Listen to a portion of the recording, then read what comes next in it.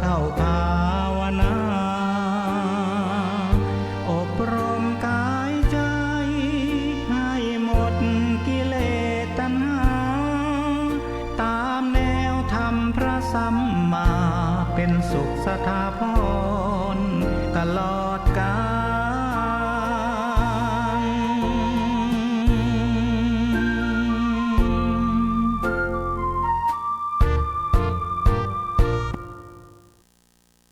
จุณทีสูตรว่าด้วยจุณทีราชกุมารีซึ่งอยู่ในสุมนวรรคที่สี่แห่งปฐมปัณณาสที่หนึ่งข้อ12ใจความโดยย่อก็คือสมัยหนึ่งพระผู้มีพระภาคประทับอยู่ณพระเวรุวันกลันทกนิวาปสถานเขตกรุงราชคฤห์ครั้งนั้นจุณทีราชกุมารีมีรถ500 คันและกุมารี500 คนแวดล้อมเข้าไปเฝ้าพระผู้มีพระภาคถึงที่ประทับถวายอภิวาทแล้วนั่งณที่สมควรได้กราบทูลพระผู้มีพระภาคดังนี้ว่าข้าแต่พระองค์ผู้เจริญ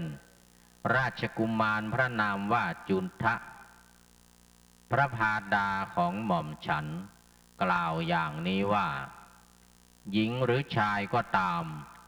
ถึงพระพุทธเจ้าพระธรรมและพระสงฆ์ว่าเป็นสรณะเว้นขาดจากการฆ่าสัตว์การลักทรัพย์การประพฤติผิดในกามการพูดเท็จและเว้นขาดจากการเสพของมึนเมาคือสุราและเมรัยอันเป็นเหตุแห่งความประมาทผู้นั้นหลังจากตายแล้วย่อมไปเกิดในสุคติอย่างเดียวไม่เกิดในทุกขติหม่อมฉันจึงขอทูลถามพระผู้มีพระภาคว่าผู้เสื่อมขออภัยผู้เลื่อมใสในพระศาสดาเช่นไรหลังจากตายแล้วจึงไปเกิดในสุคติอย่างเดียวไม่เกิดในทุกขติผู้เลื่อมใสในธรรมเช่นไรหลังจากตายแล้วจึงไปเกิดในสุคติอย่างเดียวไม่เกิดในทุกขติผู้เลื่อมใสในพระสงฆ์เช่นไรหลังจากตายแล้วจึงไปเกิดในสุคติอย่างเดียวไม่เกิดในทุกขติผู้ที่ทำให้ศีลเช่นไรบริบูรณ์หลังจากตายแล้วจึงไปเกิดในสุคติอย่างเดียวไม่เกิดในทุกขติพระผู้มีพระภาคตรัสว่าจุณทีสัตว์ทั้งหลายที่ไม่มีเท้ามี2 เท้ามี4 เท้าหรือมีเท้ามากก็ตามมีรูปหรือไม่มีรูปก็ตามมีสัญญาไม่มีสัญญา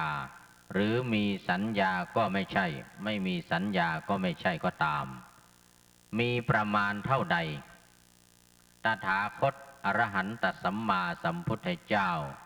บัณฑิตกล่าวว่าเลิศกว่าสัตว์มีประมาณเท่านั้นผู้ที่เลื่อมใสในพระพุทธเจ้าชื่อว่าเลื่อมใสในสิ่งที่เลิศและวิบากที่เกิดย่อมมีแก่บุคคลผู้เลื่อมใสในสิ่งที่เลิศธรรมที่ปัจจัยปรุงแต่งหรือธรรมที่ปัจจัยประมาณเท่าใดวิราคะความคลายกำหนัดคือความส่างความเมาความดับความกระหายความถอนอาลัยความตัดวัฏฏะความสิ้นตัณหาความคลายกำหนัด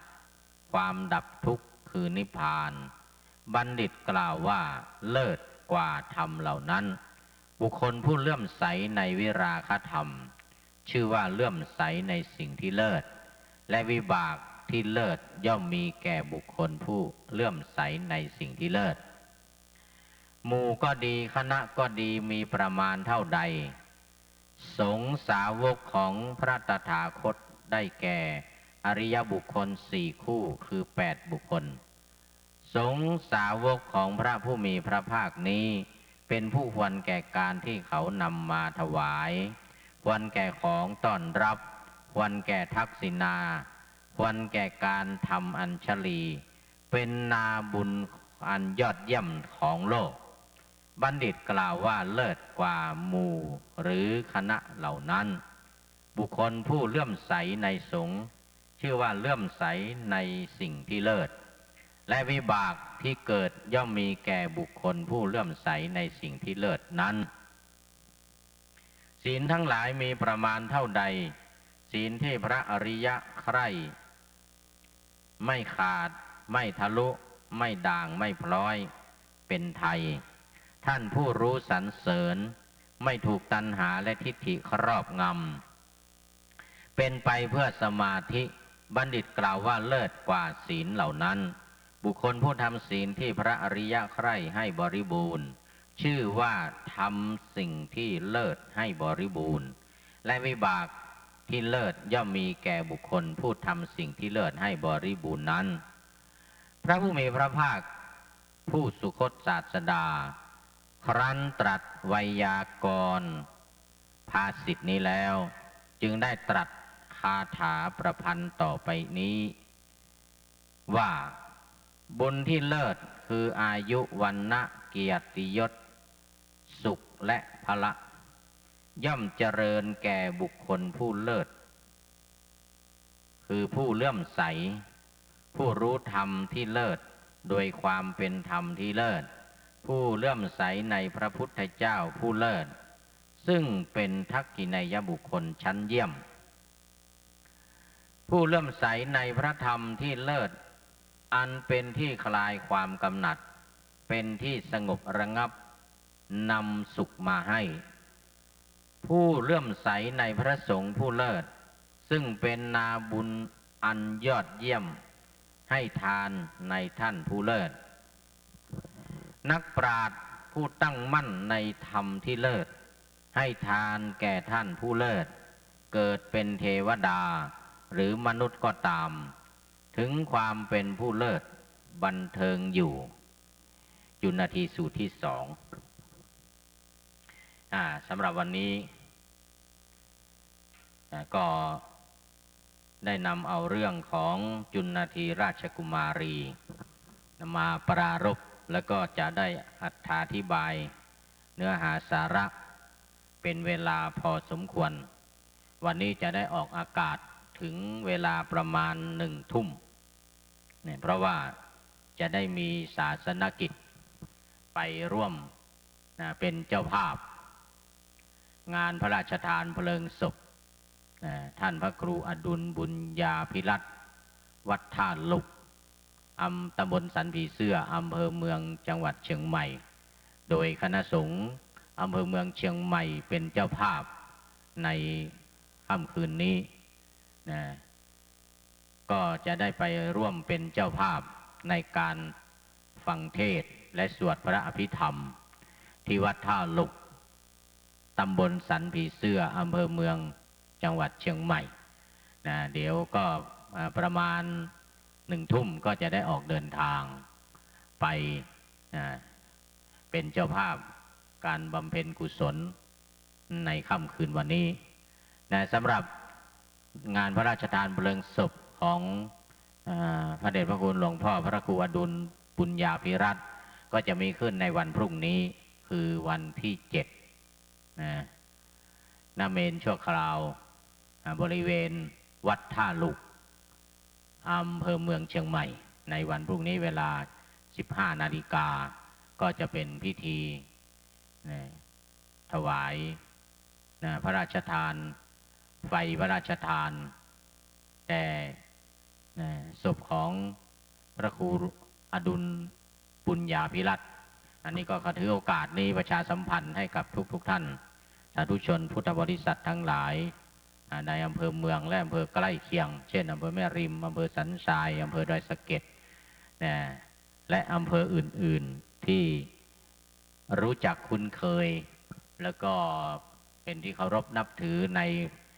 พระเดชพระคุณท่านพระครูอดุลบุญญาภิรัตน์ก็จะได้มาร่วมกันเป็นเจ้าภาพ ในการพระราชทานเพลิงศพในวันพรุ่งนี้โดยทั่วถึงกัน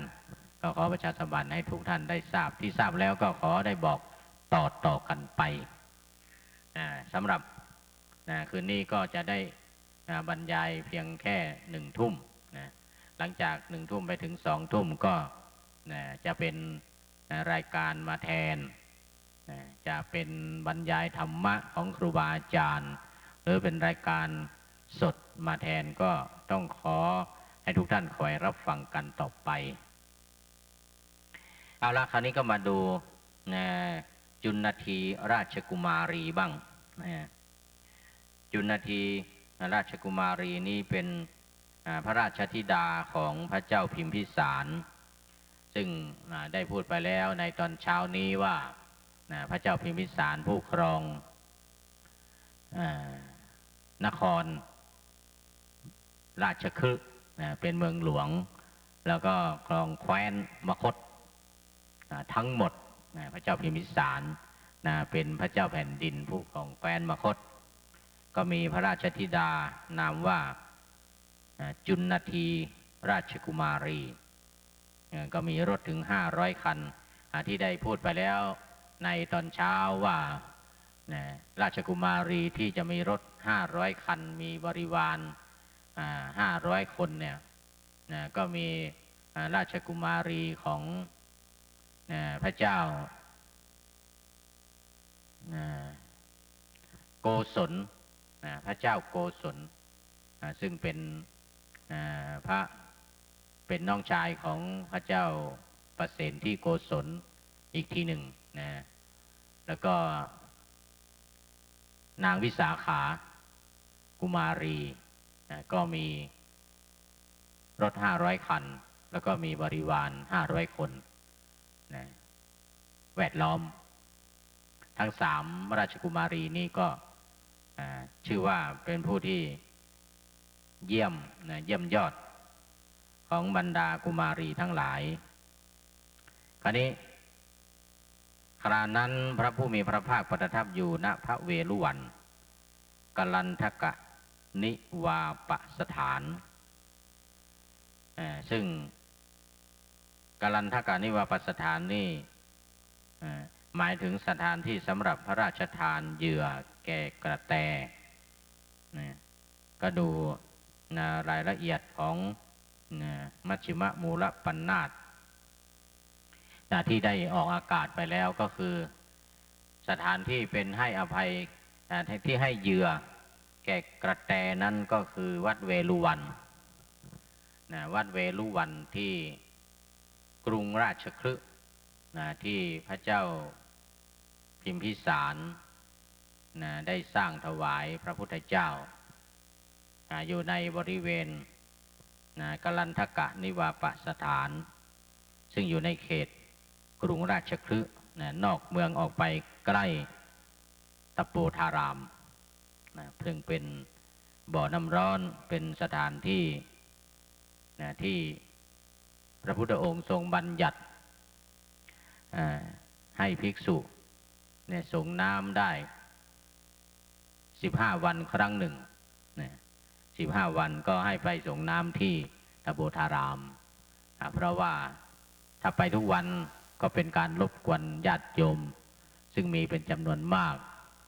ไม่กล้าในการที่จะส่งน้ำอาบน้ำกับพระภิกษุก็จึงอนุญาตห้ามไปก่อน15 วัน15 วันไปครั้งหนึ่งที่ตะโปธารามแห่งนี้ปัจจุบันก็ยังเป็นสถานที่อาบน้ำของคนอินเดียโดยเฉพาะคนที่นับถือศาสนาฮินดูพวกพราหมณ์ทั้งหลายซึ่งอาตมาไปแต่ละครั้งเมื่อนำคณะไปไหว้พระที่ประเทศอินเดียผ่านราชคฤห์ก็พากันไปอาบน้ำทุกครั้งเวลาตี 4 ตี 5ตอนเช้าซึ่งคนมีน้อยถ้าสาย6 โมง6 โมง 7 โมงขึ้นไปก็โอ้โหคนเยอะทั้งผู้หญิงทั้งผู้ชายเป็นจำนวนมากอันนั้นเราเป็นพระ ห่างมา 2,000 กว่าปีแล้วเนี่ยก็ถึงแม้วินัยบัญญัติไว้15 วันให้ไปครั้งหนึ่งแต่เราปีหนึ่งไปครั้งหนึ่ง ตื่นเช้าก็ต้องไปแต่ว่าไปสายไม่ได้ไปตอนกลางวันนี่คนมันเยอะ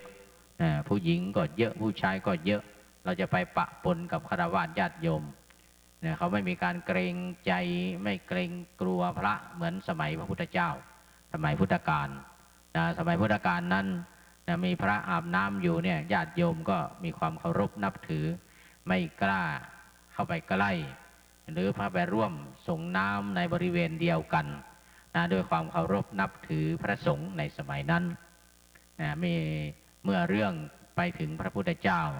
ว่าโอ้พระสงฆ์ไปอาบน้ำกันทุกวันญาติโยมที่ไปก็ลำบากพระพุทธองค์ก็จึงทรงอนุญาตบัญญัติเป็นสิกขาบทเลยว่าภิกษุที่อยู่ในมัชฌิมชนบทเนี่ยก็คือในเมืองเนี่ยในเมืองที่มีน้ำร้อนก็ให้ไปอาบ15 วันครั้งหนึ่งหลังภายใน15 วันห้ามไปเพราะเป็นการรบกวนญาติโยมเกรงอกเกรงใจอันนี้ก็ราชกุมารีเมื่อเข้าไปกราบทูลพระพุทธเจ้าเนี่ยถึงที่ประทับก็นั่งที่สมควรสมควรอยู่ข้างหนึ่งที่สมควรส่วนข้างหนึ่งซึ่งที่สมควรส่วนข้างหนึ่งที่ว่าเนี่ยบริเวณที่นั่งต้องปราศจากโทษต้องปราศจากโทษ6 ประการการที่จะเข้าไปนั่งถวายบังคมพระพุทธเจ้าเนี่ยที่เรียกว่าเอกมันตังจะนั่งในส่วนข้างหนึ่งที่สมควรเนี่ยต้องเว้นจากที่เป็นโทษ 1. ไกลเกินไป 2. ใกล้เกินไป 3. อยู่เหนือลม 4. อยู่สูงเกินไป 5. อยู่ตรงหน้าเกินไป 6. อยู่ข้างหลังเกินไป6 อย่างนี้ไม่ได้ถือว่าเป็นที่ไม่สมควรมีโทษโดยเฉพาะการไปอยู่เหนือลมการไปอยู่เหนือลมก็ทำให้ลมพัดไปทางพระพุทธเจ้าเราไปอยู่ต้นลมเนี่ยนะบางทีคนสมัยนั้นหรือแม้แต่สมัยนี้ก็ตามกลิ่นตัวโอ้โหจะกินตัวเหม็นขี้เต่าหรือจักรแล้เนี่ยไม่ต้องพูดถึงเอาที่อื่นๆที่ลำตัวตลอดทั้งตัวถ้าไปอยู่เหนือลมอยู่เหนือพระพุทธเจ้าที่ลมพัดจากเราไปเนี่ยถือว่าผิดเพราะอะไรเพราะว่าพระพุทธเจ้าจะเหม็นจะได้กลิ่นลมจะพัดพาไปแต่ไม่ใช่ว่าเชิญปล่อยจะคอยดมนะมันมีบทกลอนที่บทคำบทประพันธ์ที่เขาเขียนไว้มีคนหนึ่งก็บอกว่าถอยหน่อยจะปล่อยลมเหมือนกันนะอีกคนหนึ่งบอกว่าเชิญปล่อยจะคอยดมเหมือนกันคนนี้บอกว่ากลิ่นมันไม่โสภาเดี๋ยวคุณจะด่าผมคนนั้นก็บอกว่าถ้าอย่างนั้นคุณก็ควรปล่อยทวนลมคืออยู่ที่ปลายลมแล้วก็ปล่อยแล้วก็ทวนลมไปปล่อยไปคืออย่าให้มารบกวนสูงเกินไปก็ไม่ได้เป็นการไม่เคารพอยู่สูงกว่าพระพุทธเจ้าก็ไม่เหมาะสมอยู่ตรงหน้าจนเกินไปนี่ก็ไม่เหมาะสมต้องอยู่ข้างๆต้องอยู่ข้างๆอันนี้ก็ไกลเกินไปก็ไม่ได้ใกล้เกินไปก็ไม่ได้อีกอยู่ข้างหลังก็ไม่ดีอยู่ข้างหลังก็ไม่ดี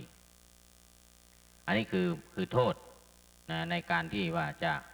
เข้าไปกราบบังคมทูลพระพุทธเจ้าจะเข้าไปฟังเทศหรือเข้าไปสนทนาหรือเข้าไปถามปัญหาอะไรต่างๆก็ตามดังนั้นก็กุมารีจุณทีกุมารีเมื่อจะเข้าไปหาพระพุทธเจ้า แล้วก็ได้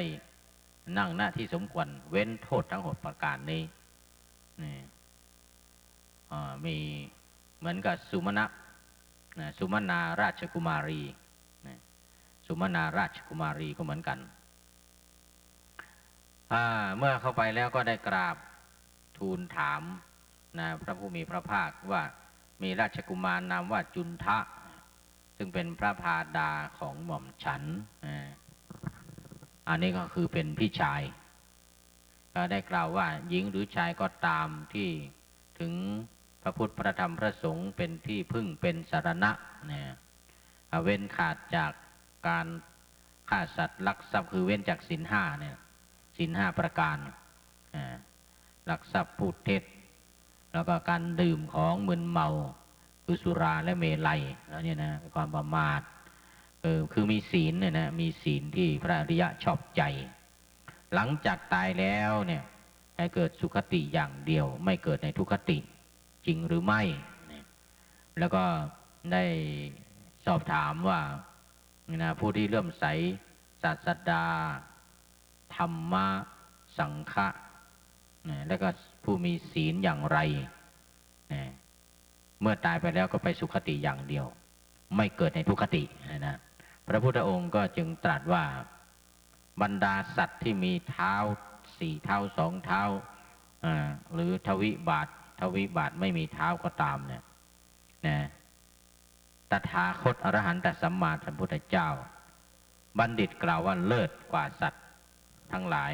การที่ได้เลื่อมใสในพระพุทธเจ้าก็ชื่อว่าเลื่อมใสในสิ่งที่เลิศนี่เป็นพุทธดำรัสที่พระพุทธองค์ทรงตรัสแก่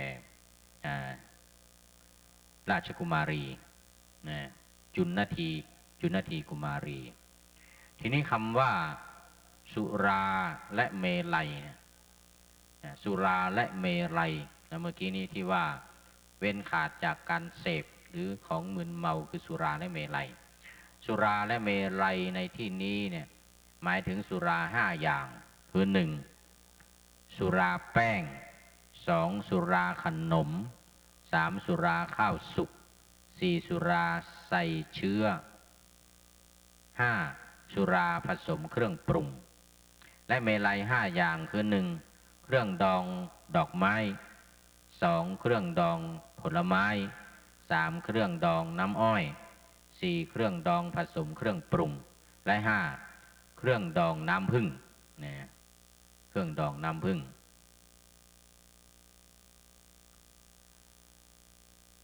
คำว่าเว้นขาดจากการเสพของมึนเมาคือสุราและเมลัยอาจแปลได้อีกว่าเว้นขาดจากการเสพสุราเมลัยและของมึนเมาตามในนี้คือตทุพยะเมวะสุราเมระยังมัทนียะเถนะมัจจังยังวา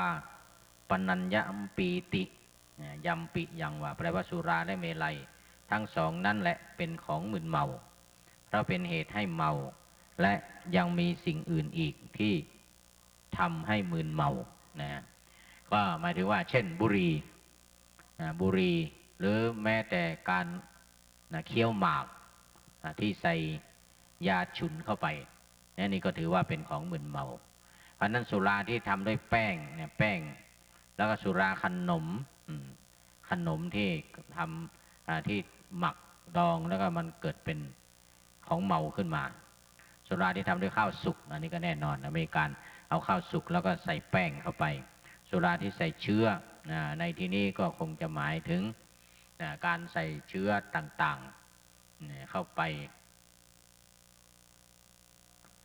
อันนี้ก็เป็นเรื่องของสุราและเมลัยคือมีความหมาย2อย่างก็แปลว่าสุราและเมลัยแปลว่าของมึนเมาคือสุราและเมลัยก็ได้หรือจะแปลว่าสุราเมลัยและของมึนเมาอื่นๆก็ได้อันนี้หมายถึงสุราและเมลัยคราวนี้ก็ยังมีว่าศีลที่พระอริยะใคร่ในที่นี้หมายถึงศีลที่สัมปยุตด้วยมรรคและผลเป็นศีลที่พระอริยปรารถนาแม้เกิดในภพอื่นก็ไม่สละศีลนี้ก็คือศีลที่ประกอบคือมีมรรคและผลเนี่ย ศีลที่ทำให้มีทั้งมีมรรคสี่ผลสี่มีศีลไม่พอนะมันยังมีมรรคสี่ผลสี่อันนี้ก็หมายถึงว่าเป็นศีลที่พระอริยะศีลของพระอริยะที่พระอริยะชอบใจพระอริยะชอบใจอันนี้มีแต่ว่าความเป็นผู้เลิศความเป็นผู้เลิศในที่นี้จะหมายถึงหมู่สัตว์ใดๆก็เป็นผู้เลิศในหมู่สัตว์นั้นๆหรือได้บรรลุมรรคและผลอันเป็นโลกุตระอันนี้ความเป็นผู้เลิศผู้ได้มรรคได้ผลอย่างองค์สมเด็จพระองค์สมเด็จพระสัมมาสัมพุทธเจ้าผู้ที่ได้มรรคได้ผลได้บรรลุตั้งแต่โสดาปัตติมรรคโสดาปัตติผลสกทาคามิมรรคอนาคามิผลอนาคามิมรรคอนาคามิผลแล้วก็อรหัตตมรรคและอรหัตตผลนี่ก็ถือว่าเป็นผู้เลิศถึงความเป็นผู้เลิศถ้าเป็นคนก็เป็นผู้เลิศกว่าคนทั้งหลายถ้าเป็นสัตว์เป็นสิ่งที่เลิศก็เป็นสิ่งที่เลิศกว่าสัตว์ทั้งหลายเหล่านั้น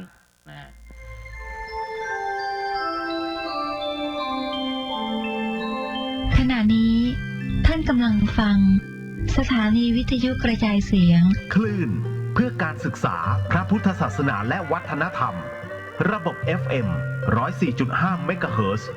ออกอากาศณ วัดฝายหินตำบลสุเทพอำเภอเมืองจังหวัดเชียงใหม่โทรศัพท์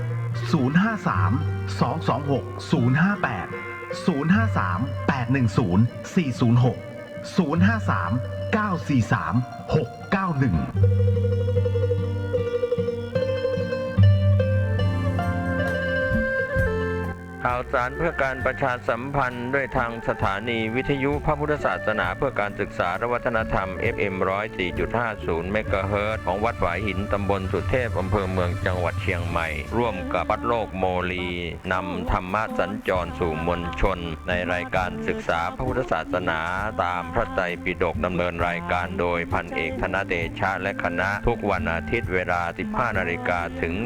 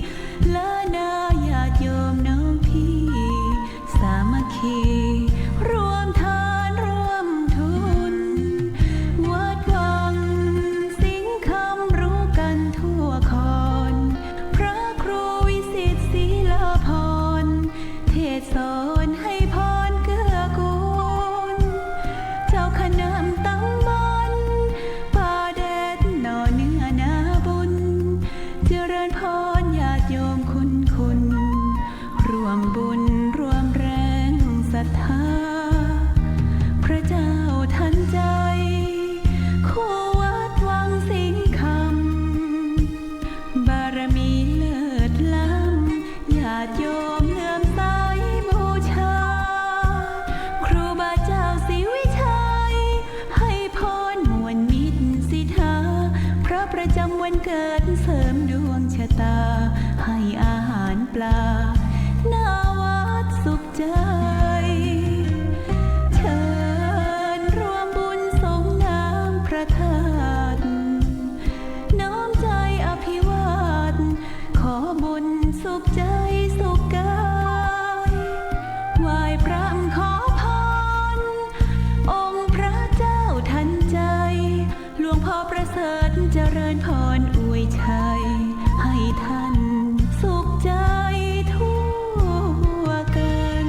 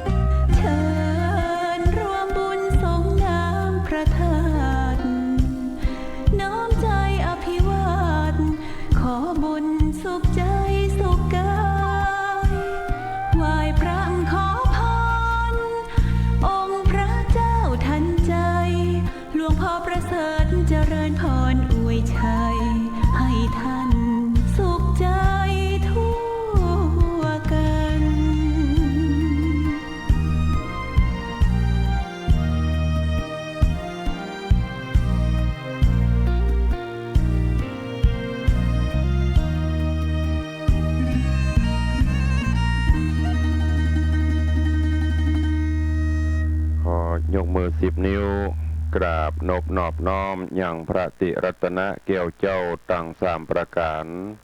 อันมีพระพุทธเจ้าพระสัทธรรมเจ้าพระสังฆเจ้าอันเป็นสรณะที่เบิ่งที่เคารพนับถืออันสูงสุดในชีวิตกราบคารวะแตบไตไวสาปุญญาปารมีธรรมพระเดชพระคุณหลวงปู่พระธรรมมังคลาจารย์ที่ปรึกษาเจ้าคณะภาค7เจ้าอาวาสวัดพระธาตุเจ้าสี่จอมตองพระอารามหลวง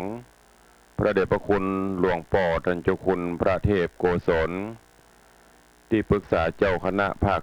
7เจ้าอาวาสวัดศรีโสดาพระอารามหลวงพระเดชพระคุณหลวงพ่อท่านเจ้าคุณพระธรรมราชานุวัตรเจ้าคณะภาค6เจ้าอาวาสวัดพระแก้วจังหวัดเชียงรายพระเดชพระคุณหลวงพ่อท่านเจ้าคุณพระธรรมเสนาบดีรองเจ้าคณะภาค7เจ้าอาวาสวัดพระบรมธาตุเจ้าดอยสุเทพพระเดชพระคุณหลวงพ่อท่านเจ้าคุณพระเทพปริยัติเจ้าคณะจังหวัดเชียงใหม่เจ้าอาวาสวัด7 ยอดพระอารามหลวงจังหวัดเชียงใหม่พระเดชพระคุณหลวงพ่อท่านเจ้าคุณพระเทพสิทธินายกท่านเจ้าคณะจังหวัดเชียงรายเจ้าอาวาสวัดพระสิงห์จังหวัดเชียงรายพระเดชพระคุณหลวงพ่อท่านเจ้าคุณพระราชสิงหวรมุนีรองเจ้าคณะจังหวัดเชียงใหม่เจ้าอาวาสวัดพระสิงห์วรมหาวิหารจังหวัดเชียงใหม่ตลอดจนพระมหาเถรานุเถระเจ้าคณะพระสังฆาธิการภิกษุสงฆ์สามเณรจุตนจุองค์ด้วยความเคารพเจริญสุขเจริญพรพอออกไม่ออกสถานบุญสันนิบาตตานเข้าจุหนุ่มเท่าใจยิงวันนี้ก็ขอน้อมต้อนรับทุกท่านเข้าสู่รายการมรดกธรรมกำเมืองทางสถานีวิทยุกระจายเสียงพระพุทธศาสนาแห่งชาติและสังคมคลื่นเพื่อการศึกษาพระพุทธศาสนาและวัฒนธรรมออกอากาศที่สถานีวิทยุวัดฝ่ายหินตำบลสุเทพอำเภอเมืองจังหวัดเชียงใหม่ในระบบคลื่นความถี่ FM 104.50 เมกะเฮิรตซ์สถานีวิทยุวัดหนองกายตำบลสันปะยางอำเภอแม่แตงจังหวัดเชียงใหม่ออกอากาศในระบบคลื่นความถี่ FM 99.75 เมกะเฮิรตซ์สถานีวิทยุ CM77 วิทยุอินเทอร์เน็ตล้านนาออกอากาศในระบบคลื่นความถี่ FM 104.5 เมกะเฮิรตซ์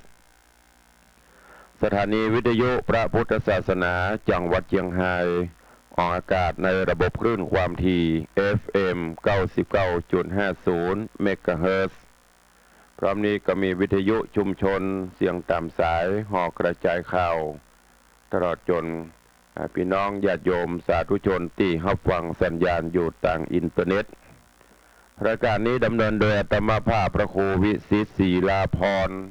เจ้าคณะตำบลป่าแดด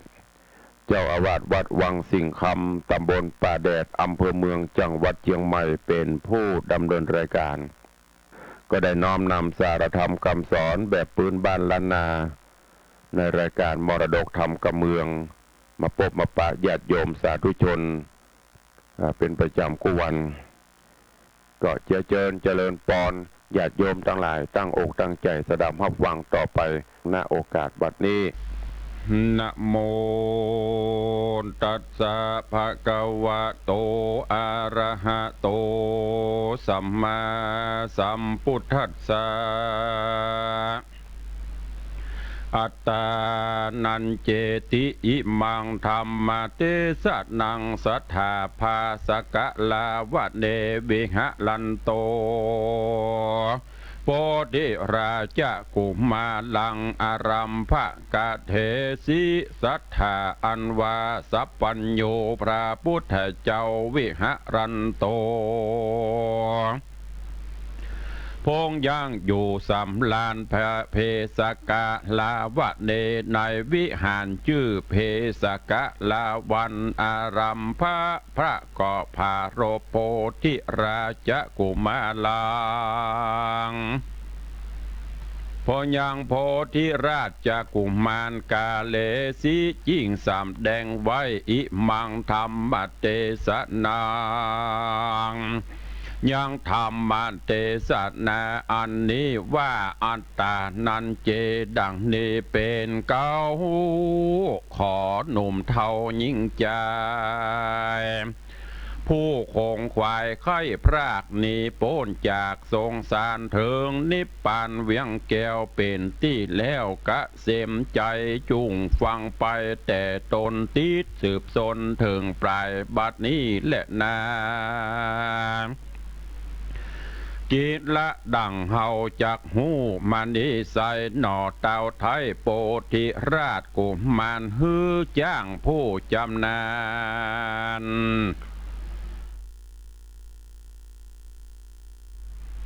ฮือจ้างผู้จันนันจะลาดสร้างภาษาใสสีแป่งอันงามดีพาเสดชื่อโกกานาทะเลชื่อว่าโกกะนะทะเลิดเลือนไหลเลืองไหลเป็นบ่เหมือนไผ่เต้ใส่ภาพโลกไตจุมปูยามแลดดูสันสองตัดลอยอยู่ตั้งลอยอยู่ห้องเวงหาตนละจ้าไข้หูจริงถามจ้างผู้ปกแปงว่าหอคำแดงวิลาศคือภาษาใสสีอันงามดีนี่ใส่ต้านเกยใดกระทำมา แก่พระญาต่างดาวหรือแก่เต้าเมืองใดจ้างก่อไขบอกเล่าว่าพงเป็นหลังเก้าเดเลนายปุรีต่างไทยยังบอดใดกระทำมาหน่อพญาโพธิราชก็คืดขวาดในใจว่ากันมันไปก่อสร้างแก่เจ้าจ้างไกลตาภาษานี้นะ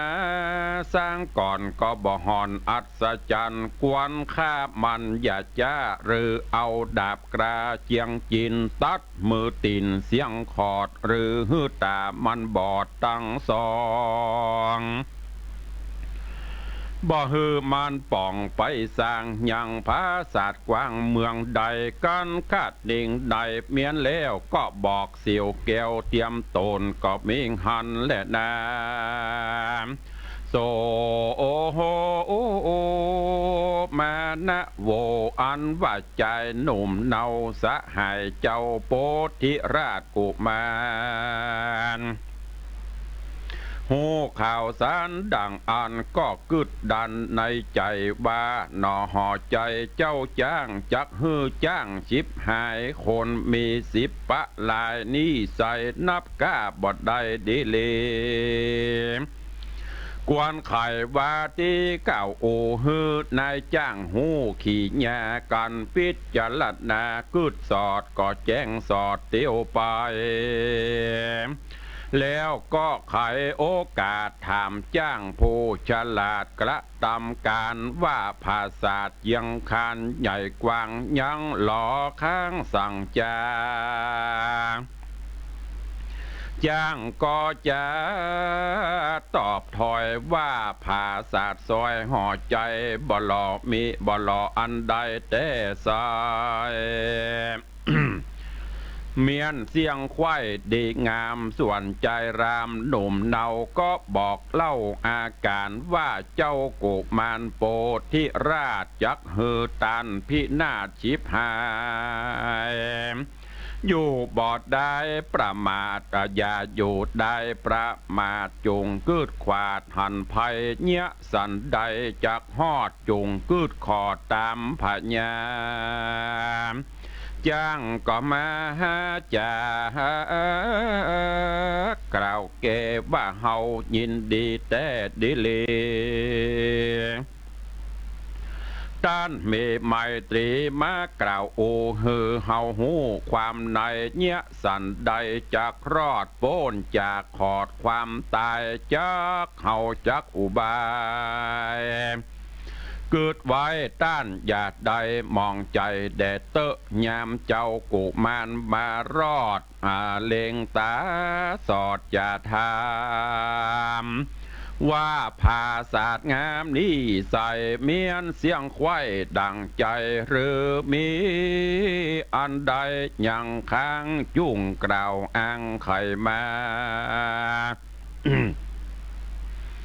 จ้างแสงจ่าขาบไว้ว่ายังบ่เมียนควายดังหมายคือลวงลายควักต้องตกแต่งย่องไปในละเอียดเลือใจบ่น้อยข้าจะก้อยโทษทำขอเจ้าห่อคำยศใหญ่อดใจไว้รอราคือคนต่างตาผู้แกว่นนำไม่เป็นบางเบาบอกฮือเขาอย่าจ้าเอามาฮือข้าเร็วไวข้าอยู่ในแห่งห้องจักแต่งย่องเดียวได้อย่าฮือยิงใจหนุ่มเท่าหรือเต้าเจ้าบุญนาขออย่ามาสั้นพอออกปากรอจะถามลวงลายงามหลายแหล่ยามกล่าวเกจะคอยข้ามีใจบอดตังจักได้ยั่งเสียการจักเมินนานเสียเปล่าบ่เมียนเล่าเรียวไว้ส่วนปัจจาเข้าแหล่น้ำกันกาละพร่ำเติงมาภริญาข้าคอยหรือลูกน้อยยิงใจจักคงควายบ่จ้าส่งมาฮือข้าตามมี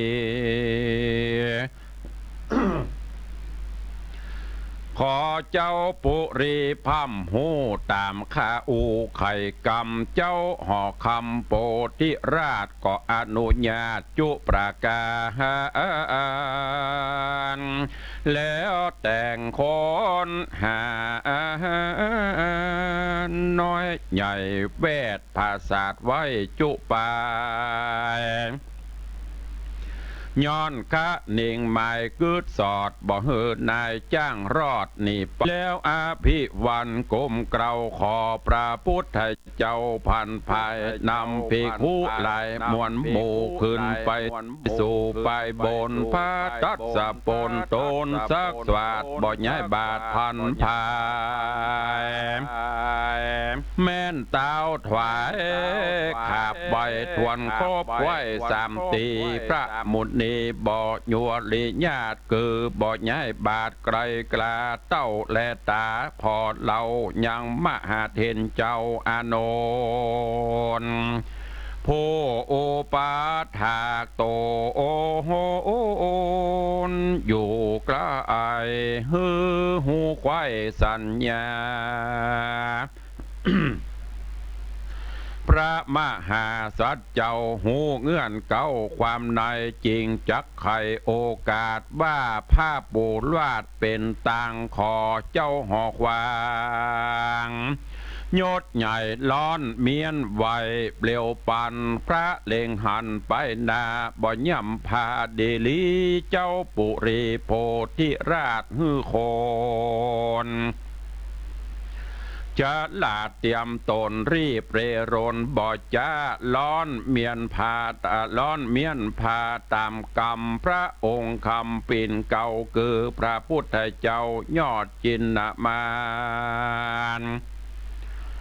ก่อนนายนาการแกวนใจเมียนพาไว้เสียไกลก็กลาไกลยัวริญาติโยกย้ายบาทพันภายนำปีคู่ลายมวลหมู่ขึ้นไปสู่ไปบนก็มีหันและนากันถวายบินที่บาทเมียนเสียงขาดบัวระมวลกาละกวนมาหอดตนเจ้ายอดโปธิกุมารก็ทูลสารก้มเกลาถามพระพุทธเจ้ายอดติโลกาว่าขานินาเถิงแล้วซึ่งพระตนแก้วยอดมุนีทวนสามตีคบใครเขานั่งไกลฟังธรรมโต้ยตามกรรมกล่าวจี้บลิกลีนีไกลเป็นสันได้นั่นเราพระพุทธเจ้าบอกคุณนาบอกไกลกระเยี่ยมพาอันตุนคาปูทวายพระบุญภายยอดซอยจริงกล่าวถอยจะถามว่าผ้าผืนงามนี้ใส่ต้านอธิษฐานไว้สันได้โปติราอาทายก็ใครบอกเราแก่พระเป็นเจ้าตามมีพระมุนีกล่าวญาตินี้วิบากบอลีนิหายลูกยิงใจน้อยใหญ่จริงบอกคืดใดมีมาการขายจาเมียนแล้วพระตนแก้วจินนามานจริงจักนิทานชาติเก่ามาบอกแก่เจ้าหอคำว่าเมินนาน้ำบอดน้อยมีคนอ่านร้อยนานามลงนาวานำมวลหมู่เล่นออกสู่สากรแล่นเรือลำจอนลอยล่องไปตามต้องวังทานบ่อปอดนานแต่ใส่เหือเล่มใหญ่นานำนาก็เพตาแตกมังกลางแม่กวางวังหลวงคนปานปวงมวลหมู่จมลงสู่วังบนหล่อสองคนแต่เราคือสองหนุ่มเนาผัวเมียสองขาเปียแผ่นไม้เกาะก้อยเกาะไว้ลอยไปบ่อนานเต้าใดก็รอดถึงที่จอดดอนสายปนตั้งตามวยมอดก็ขึ้นจอดเศร้าซาก็นั่นนะบอกวางอยู่กลางตาตังวังใส่เล็งพอไปนาหันตีนฟ้าสุดตานกนันนามวลหมู่อาสะไหลอยู่จอมกันมีอานันหลายแหล่อยู่จุแง่อาณาตั้งสองขาแสบใส่เก็บไข่นกได้เอากินเป็นอาจีนข้ามเจ้าต่างคาบเข้าแหล่งไงกันไข่นกลายเสียงขอดบ่เหลือรอดกองตาก็หยับลูกนกมา เลี้ยงไส้อยู่ใดนานไป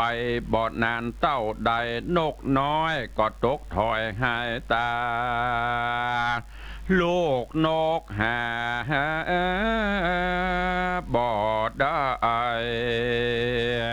ก็มายับนกใหญ่มากินย้อนเมาวินประมาทบ่ได้ขาดคืนวันการดับขันมุบหมูก็ลงสู่อบา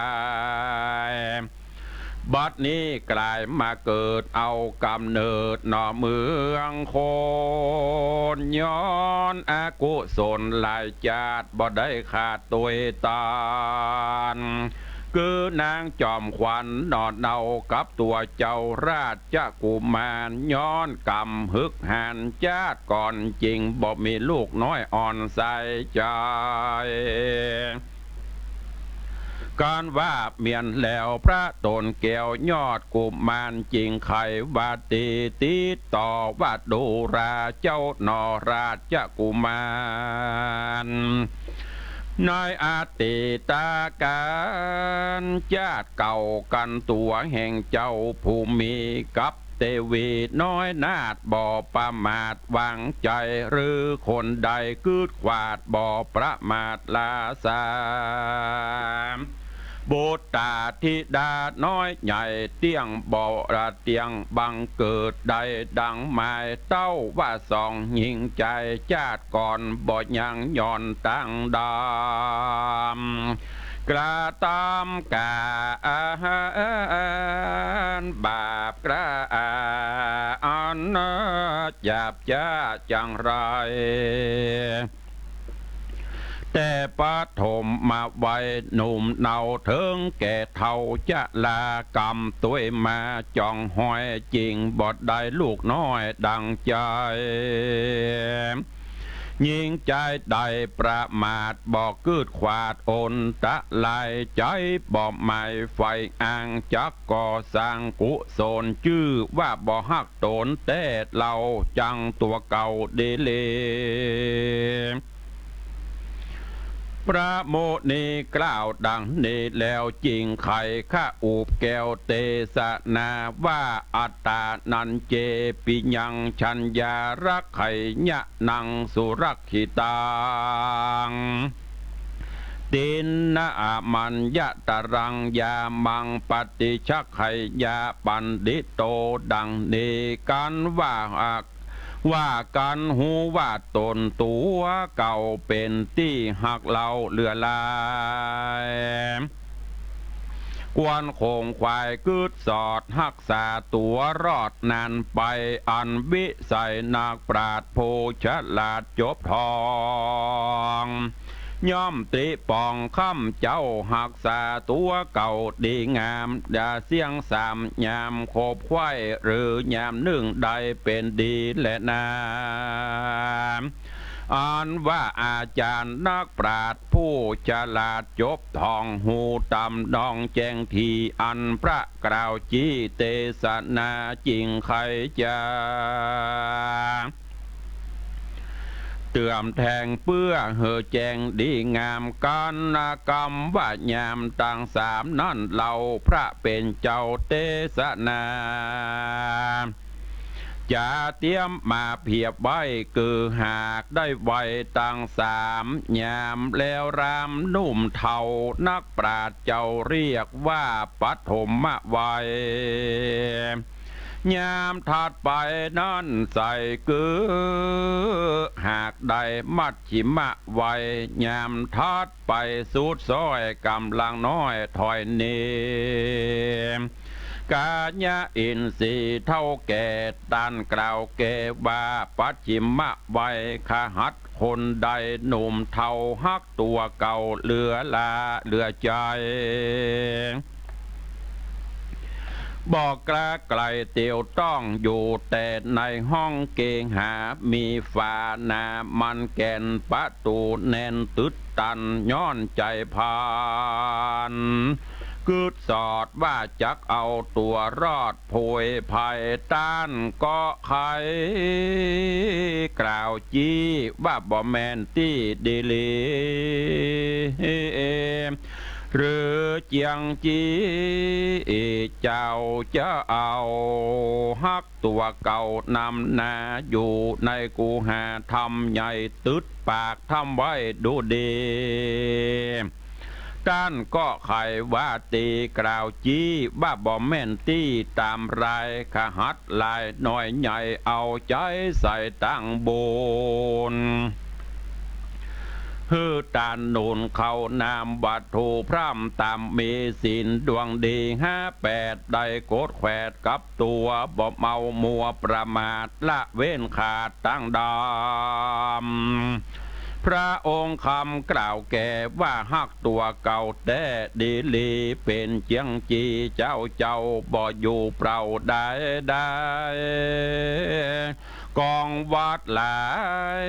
น้อยใหญ่เอาใจใส่จุอันทุกคืนวันบ่ขาดบ่ประมาทลาสาต้านย่อมจะกล่าวแก่ว่าฮักตัวเก่าแต่ตามธรรมกันบอกละตามมาดังอีพระกล่าวจี้สัจจังว่าเป็นคนจังตัวเก่าจักปาตัวเขาอบายเป็นทุกข์หลายเมื่อซอยบอกกลาดกร้อยไกลกลาและนาข้าหัดหลายนันเรายามหนุ่มเนาปัดถมมาไวเมาใส่ใจแต่เล่นวิทวิ่งเต้นไปมาหรือศึกษา10 ประสาทเฮือหูฉลาดสัพพการคือจะนานจบจอดลวดใดละตอดต่างบุญยามอายุนุนมากเต้าคือย่างเขามัดจิมะไวกวนใส่ใจอย่าห่างรีบก่อสร้างกุศลหรือพงเมาวนข้ามเจ้าเลี้ยงลูกเต่าเมียแปงหาคำแดงบาดไตเพื่อใจใจและกินตานและสินบ่สร้างได้เว้นห่างเสียไกลการปัดฉิมมะไวมารอดก็บอกวันละตอดตั้งบนฮือต้านหนุนจะใจหักษาศีลใบกับตัวบ่เมามัวประมาทบ่เว้นขาดเสียธรรมบ่อาการบ่กระทำดังอีพระกล่าวจี้พระกล่าวจีเทศนาว่าบ่หูฮักษาตัวเก่ายอมปาตัวเขาบายส่วนยิ่งใจน้อยใหญ่เอาใจใส่ตั้งบนฮือตันหนุนเขาน้ำบัตถุพรำตามมีศีลดวงดีอันว่าต้านต่างหลายมวลหมู่อันพร้อมอยู่จอมกันย่อมได้หูหันดีแจงบอกว่าแห่งแดนใดว่าคนเกิดในโลกกว้างมีต่างนาล้างพ้องเกิดมาต่ำจะเป็นกรรมพระอนาถาทุกคำกาคำเจ้ามองบนเศร้าเมาวินหาสังจักกินบดใดห้อนแสบใสเววาล้างพ้องมีสองตามืดบอดบ่แจงสอดหันโหนจับล่างโคนนั่นใส่เป็นเงาใบปึกหนาล่างพ้องมีกาแยต่ำเตียเป็นง่อยเปรียเสียขาล่างพ้องจะลาแก่ท่าเอาบ่มีลูกเต่าปัดปัวตัวเปิ้งตัวบอดใดฮ้อนเอาไม่ถนัดใจล้างพ้องโรคาภัยอันใหญ่มาบังเกิดใดในต้นเป็นกังวลหลายหลากโรคบ่หูจากมาหมายหายคนตั้งหลายพุงนี้ดังใดจี้ไข่ปาน เขาได้หูได้หันจุผู้บอกวันกล่าวโอนินตาเขามาหาที่ไกลบอกควรขับไล่จำนี้กวนผ่านนี้ช่วยกำด้วยเข้าน้ำปัจจัยพื้นครัวใบเครื่องใจตามหาได้หรือมีคนนักขวานคนมองขี้กำพระเตียวใบหน้ามหากวนเมตตาเผื่อแผ่หนุนกอกแผ่เผื่อหนุนก่อเกลือตามรายหันคนยิ่งใจเกตเท่าทุกโศกเศร้ามองผ่านกวนไข่กำหวานตันต่อออกปากรอบบอนใหญ่โคนแย้มในรั่วยำคนในร่วมห้องหรือพี่น้องเอา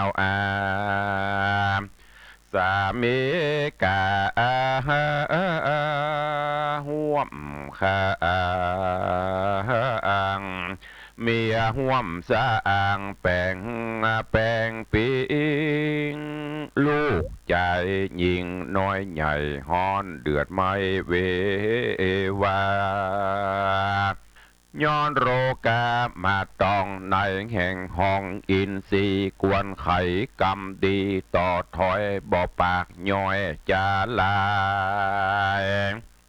กวนโคงควายติดต่อหาหมอมาพอเยียวยาจุเวลาพอเฝ้าจะ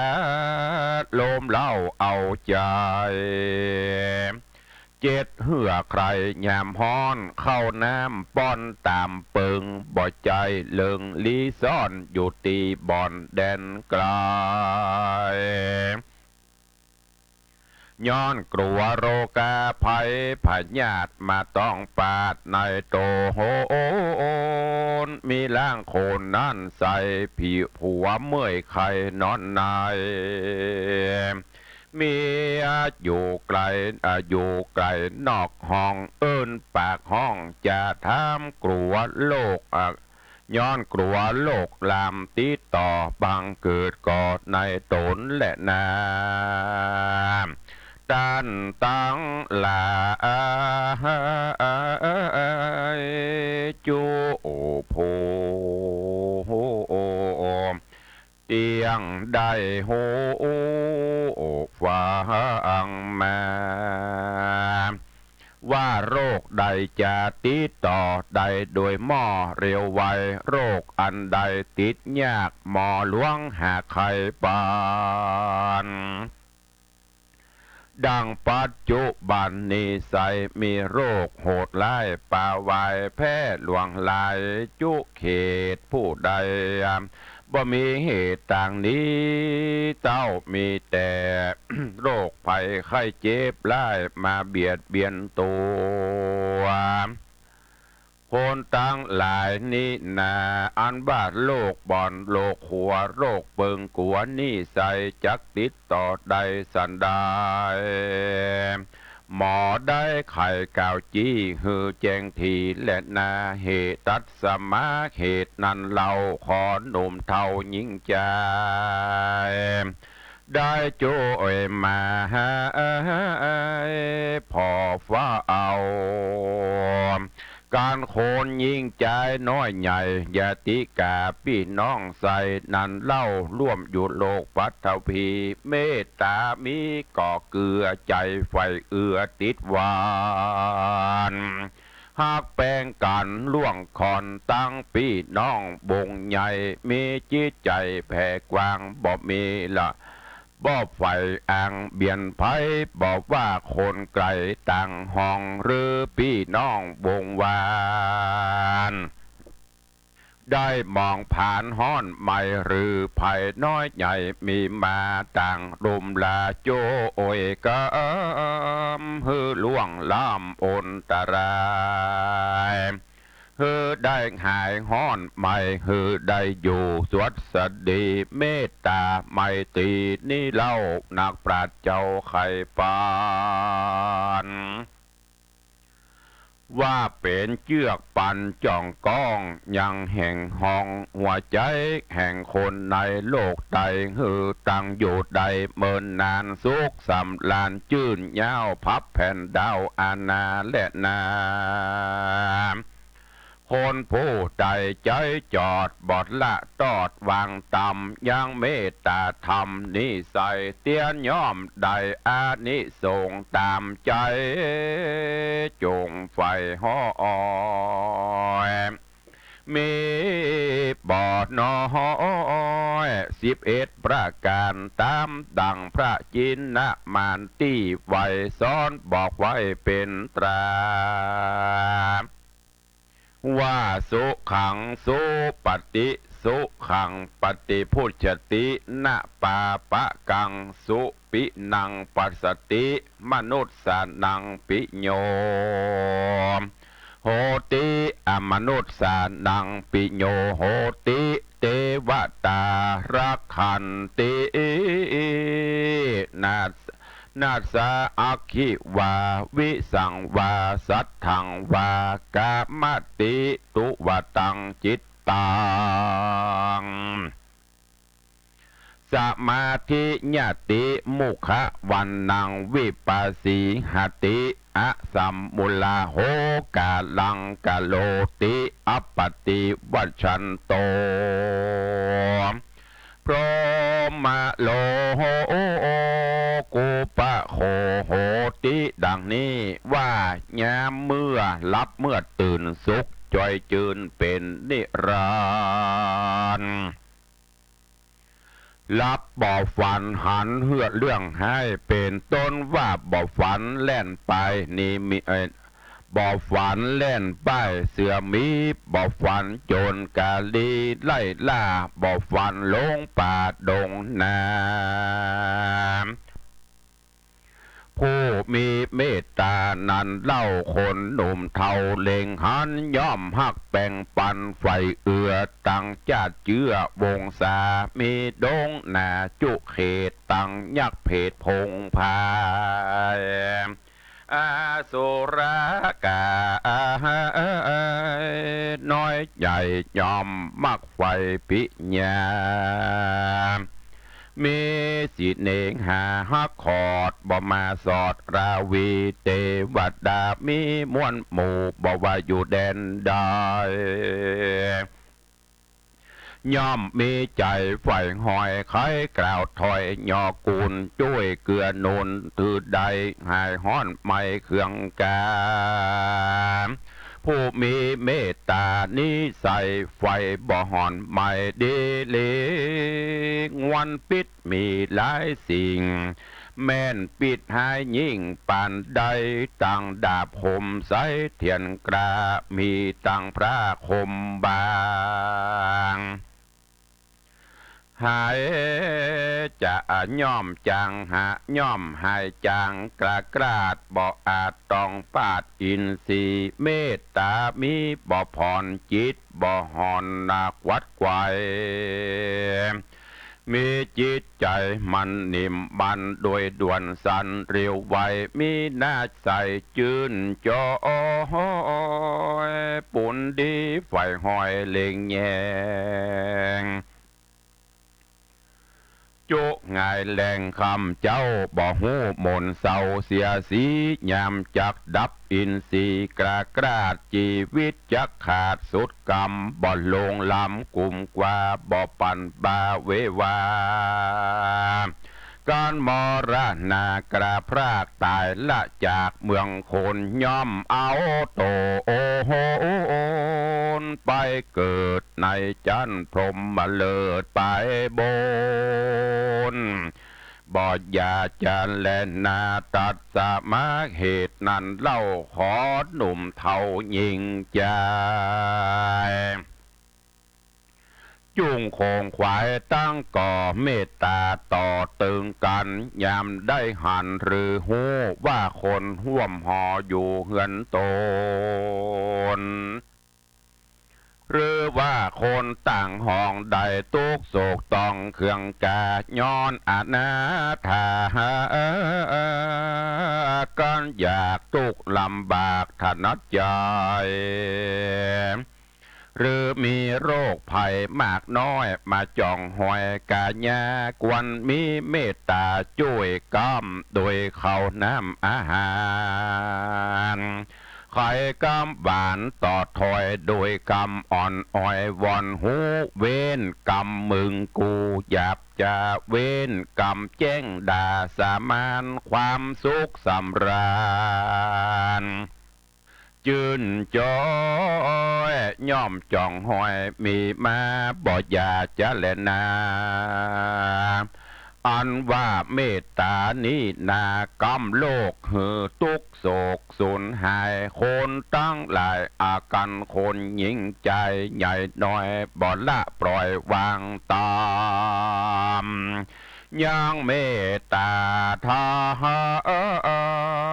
มนี้ใสจากสุขบานควายอาณาพับโลกาแผ่นกว้างยอบตุกย่อมห่างหายนี้จักสำรันดีจื่นยาวตัวแผ่นดาวปัทภีการเมตตานี้จากโลกจักโศกมองผ่านหาสำลานบ่ได้เดือดฮ้อนไขว่แดนดินเหมือนการกินจุตีบ่อยาจะแลนาเนติตาขีญาอันสังวันนาวิเศษจะห้องเหตุยังเมตตากะถากก็บังโกมสมเรศสเดชกับญาติโยมท่านสาธุชนทั้งหลายวันนี้ขอความสุขสวัสดีจงบังเกิดมีกับญาติโยมศรัทธาทุกท่าน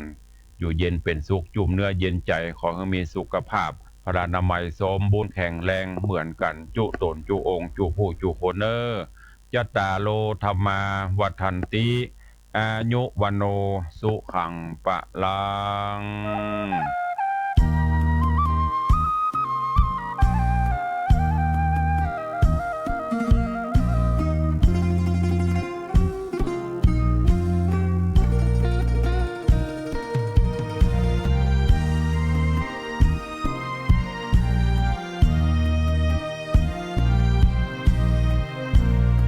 อ่อนลงเช่นกัน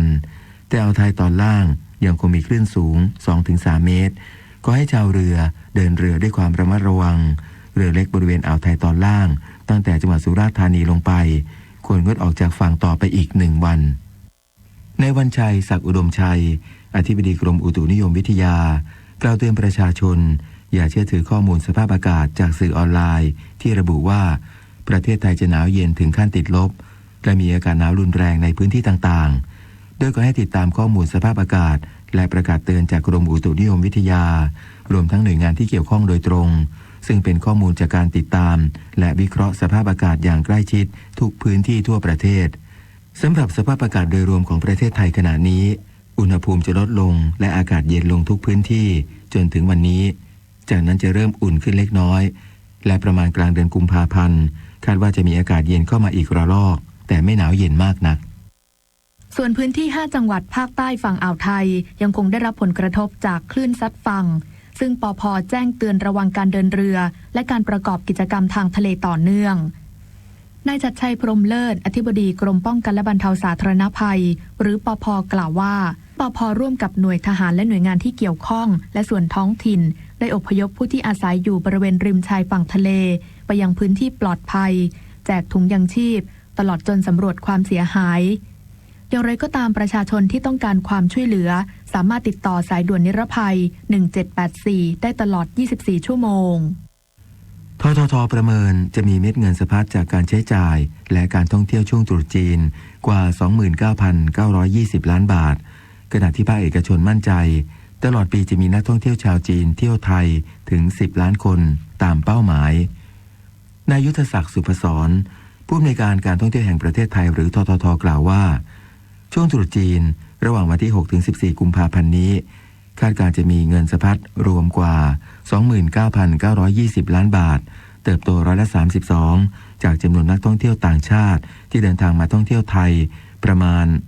110,000 คนในจำนวนนี้ประมาณ 476,000 คนเป็นนักท่องเที่ยวจาก5ตลาดหลักที่มีประชากรเชื้อสายจีนได้แก่จีนฮ่องกงไต้หวันสิงคโปร์และมาเลเซียด้านนายสิทธิวัฒน์ชีวรัตนพรอดีตนายกสมาคมไทยธุรกิจการท่องเที่ยวหรือแอตตาประเมินว่า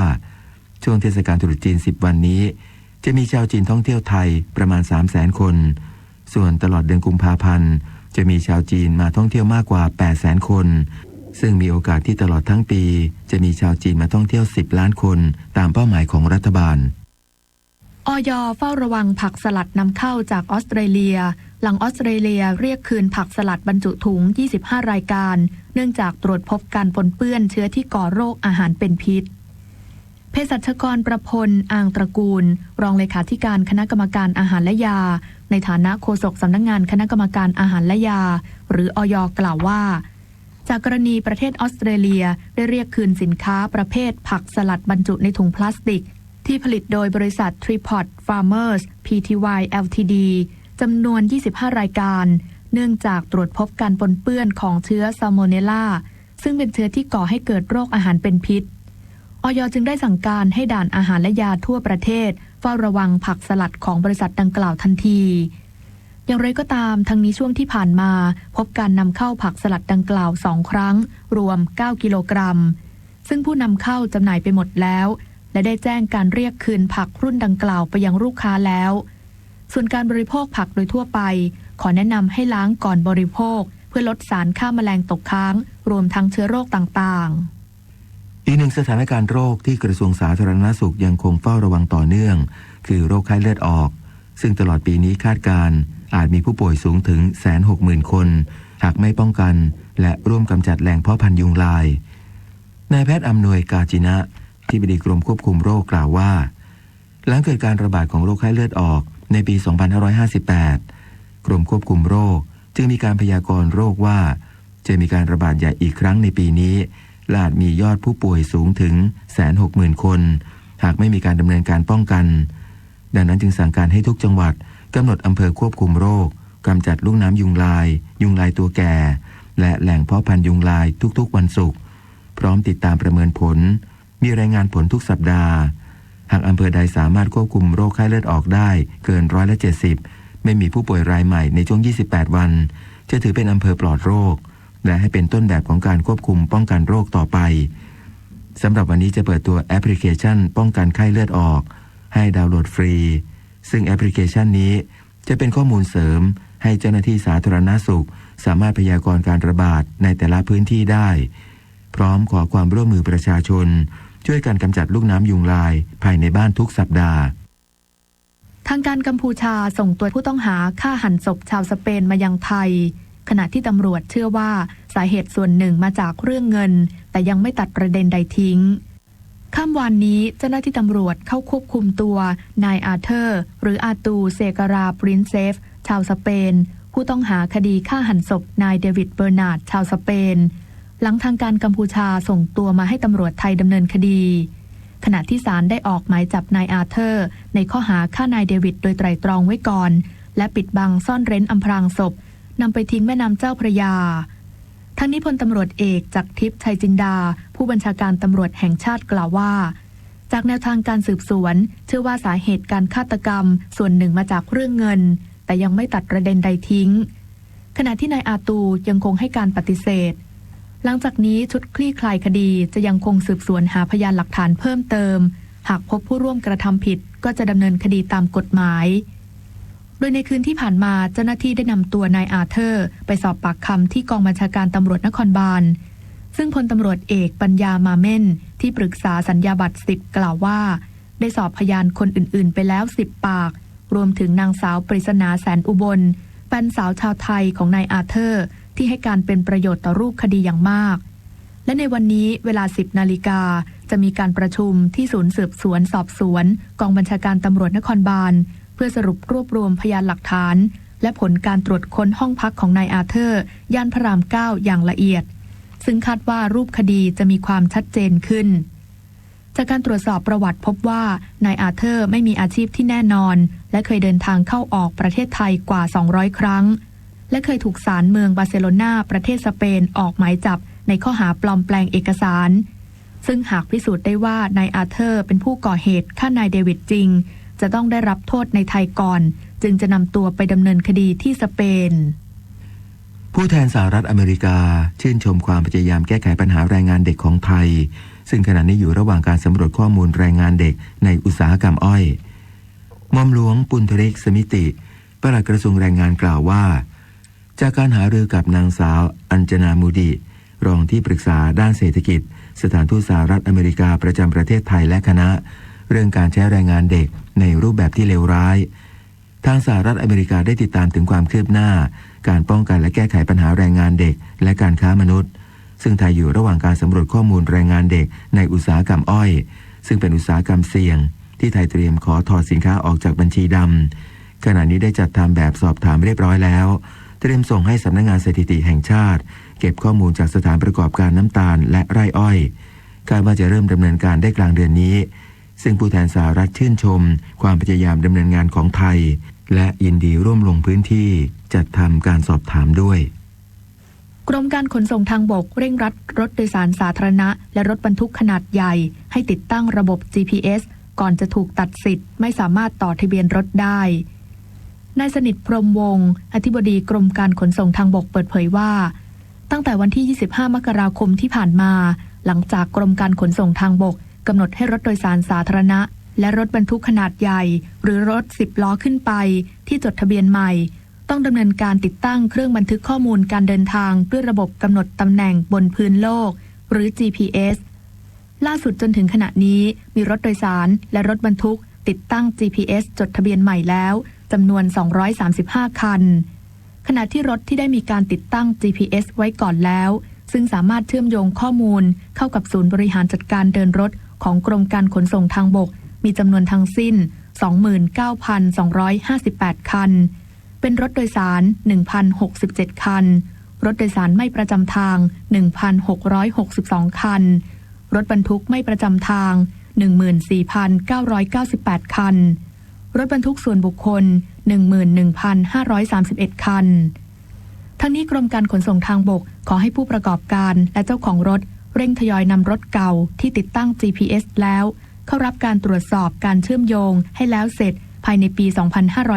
2559มิฉะนั้นจะไม่สามารถดำเนินการต่อทะเบียนได้ในส่วนของรถโดยสารสาธารณะที่ยังไม่ได้ติดตั้ง GPS จะให้ระยะเวลาดำเนินการโดยรถโดยสาร2ชั้นต้องติดตั้งภายในรอบปีภาษี 2559ส่วนรถโดยสารสาธารณะประเภทอื่นๆจะต้องดำเนินการติดตั้งให้ครบถ้วนภายในรอบปีภาษี 2560สำหรับรถลากจูงกำหนดติดตั้งภายในรอบปีภาษี 2560รถบรรทุกสาธารณะภายในรอบปีภาษี 2561และรถบรรทุกส่วนบุคคลให้ระยะเวลาดำเนินการให้แล้วเสร็จภายในรอบปีภาษี 2562มิฉะนั้นจะไม่สามารถดำเนินการต่อทะเบียนได้เช่นเดียวกันวันนี้มูลนิธิแพทย์อาสาสมเด็จพระศรีนครินทราบรมราชชนนีหรือพอสวจองให้บริการประชาชนในพื้นที่จังหวัดตากที่หมู่ 9บ้านเกริงปฏิคลี่ตำบลแม่จันอำเภออุ้มผางจังหวัดพังงาที่หมู่ 2บ้านท่าแปะโย้ยตำบลเกาะพระทองอำเภอคุระบุรีและที่หมู่ 5บ้านปากด่านตำบลบางเหรียงอำเภอทับปุดส่วนหน่วยธนกรรมเคลื่อนที่ปอสวจะให้บริการประชาชนในพื้นที่จังหวัดสตูลที่หมู่ 5โรงเรียนสมาคมเลขานุการสตรี3ตำบลสาคมอำเภอท่าแพและจังหวัดสระแก้วที่โรงเรียนบ้านไพรจิตตำบลวังใหม่อำเภอวังสมบูรณ์จึงขอเชิญชวนประชาชนในพื้นที่ดังกล่าวไปรับบริการโดยไม่เสียค่าใช้จ่ายใดๆวันนี้สถานีวิทยุกระจายเสียงแห่งประเทศไทยความถี่ 92.5 เมกะเฮิรตซ์ในระบบ FM และความถี่ 891 กิโลเฮิรตซ์ในระบบ AM เป็นแม่ข่ายให้สถานีวิทยุกระจายเสียงแห่งประเทศไทยในส่วนภูมิภาคของกรมประชาสัมพันธ์ถ่ายทอดเสียงการแถลงผลการประชุมคณะรัฐมนตรีณห้องแถลงข่าวตึกนารีสโมสรทำเนียบรัฐบาลกรุงเทพมหานคร ตั้งแต่เวลาประมาณ 14 นาฬิกาจนเสร็จสิ้นการแถลงผลการประชุมผู้สนใจสามารถติดตามรับฟังการถ่ายทอดเสียงได้ในช่วงเวลาดังกล่าวต่อจากนี้ไปขอเชิญรับฟังไทยคู่ฟ้าครับพลเอกประยุทธ์จันทร์โอชานายกรัฐมนตรีชื่นชมพี่น้องเกษตรกรที่มีความเข้าใจในสถานการณ์น้ำของประเทศและให้ความร่วมมือกับนโยบายการปรับเปลี่ยนพฤติกรรมหันมาปลูกพืชที่ใช้น้ำน้อยและเลี้ยงสัตว์แทนการปลูกข้าวนาปรังในฤดูแล้งรวมทั้งการเข้าร่วมโครงการต่างๆของรัฐบาลเพื่อสร้างความเข้มแข็งในระดับฐานรากแบบประชารัฐซึ่งนโยบายดังกล่าวทำให้พื้นที่ปลูกข้าวนาปลังทั่วประเทศลดลงอย่างต่อเนื่องโดยในเดือนมกราคม 2559 มีพื้นที่ปลูกข้าวนาปลังประมาณ 4 ล้านไร่ลดลงจากปีก่อนหน้าถึง50%ทั้งนี้รัฐบาลเร่งเดินหน้าแผนบริหารจัดการทรัพยากรน้ำระยะยาว 12 ปีโดยบริหารจัดการน้ำทั้งระบบป้องกันปัญหาน้ำท่วมน้ำแล้งอย่างยั่งยืน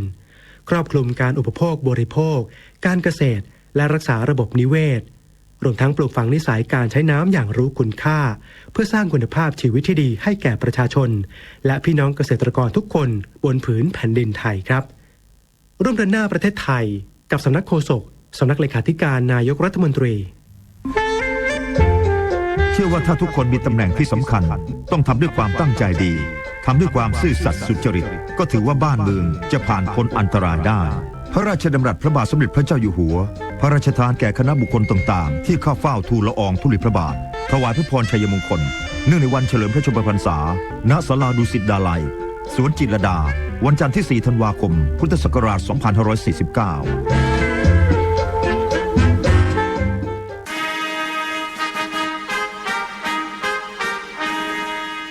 ในโอกาสมหามงคลสมัยเฉลิมพระชนมพรรษาพระบาทสมเด็จพระเจ้าอยู่หัวและสมเด็จพระนางเจ้าพระบรมราชินีนาถต่อเนื่องถึงปี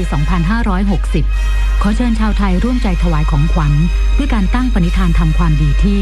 www.panitan.com ทำดีเริ่มได้ที่ใจเรา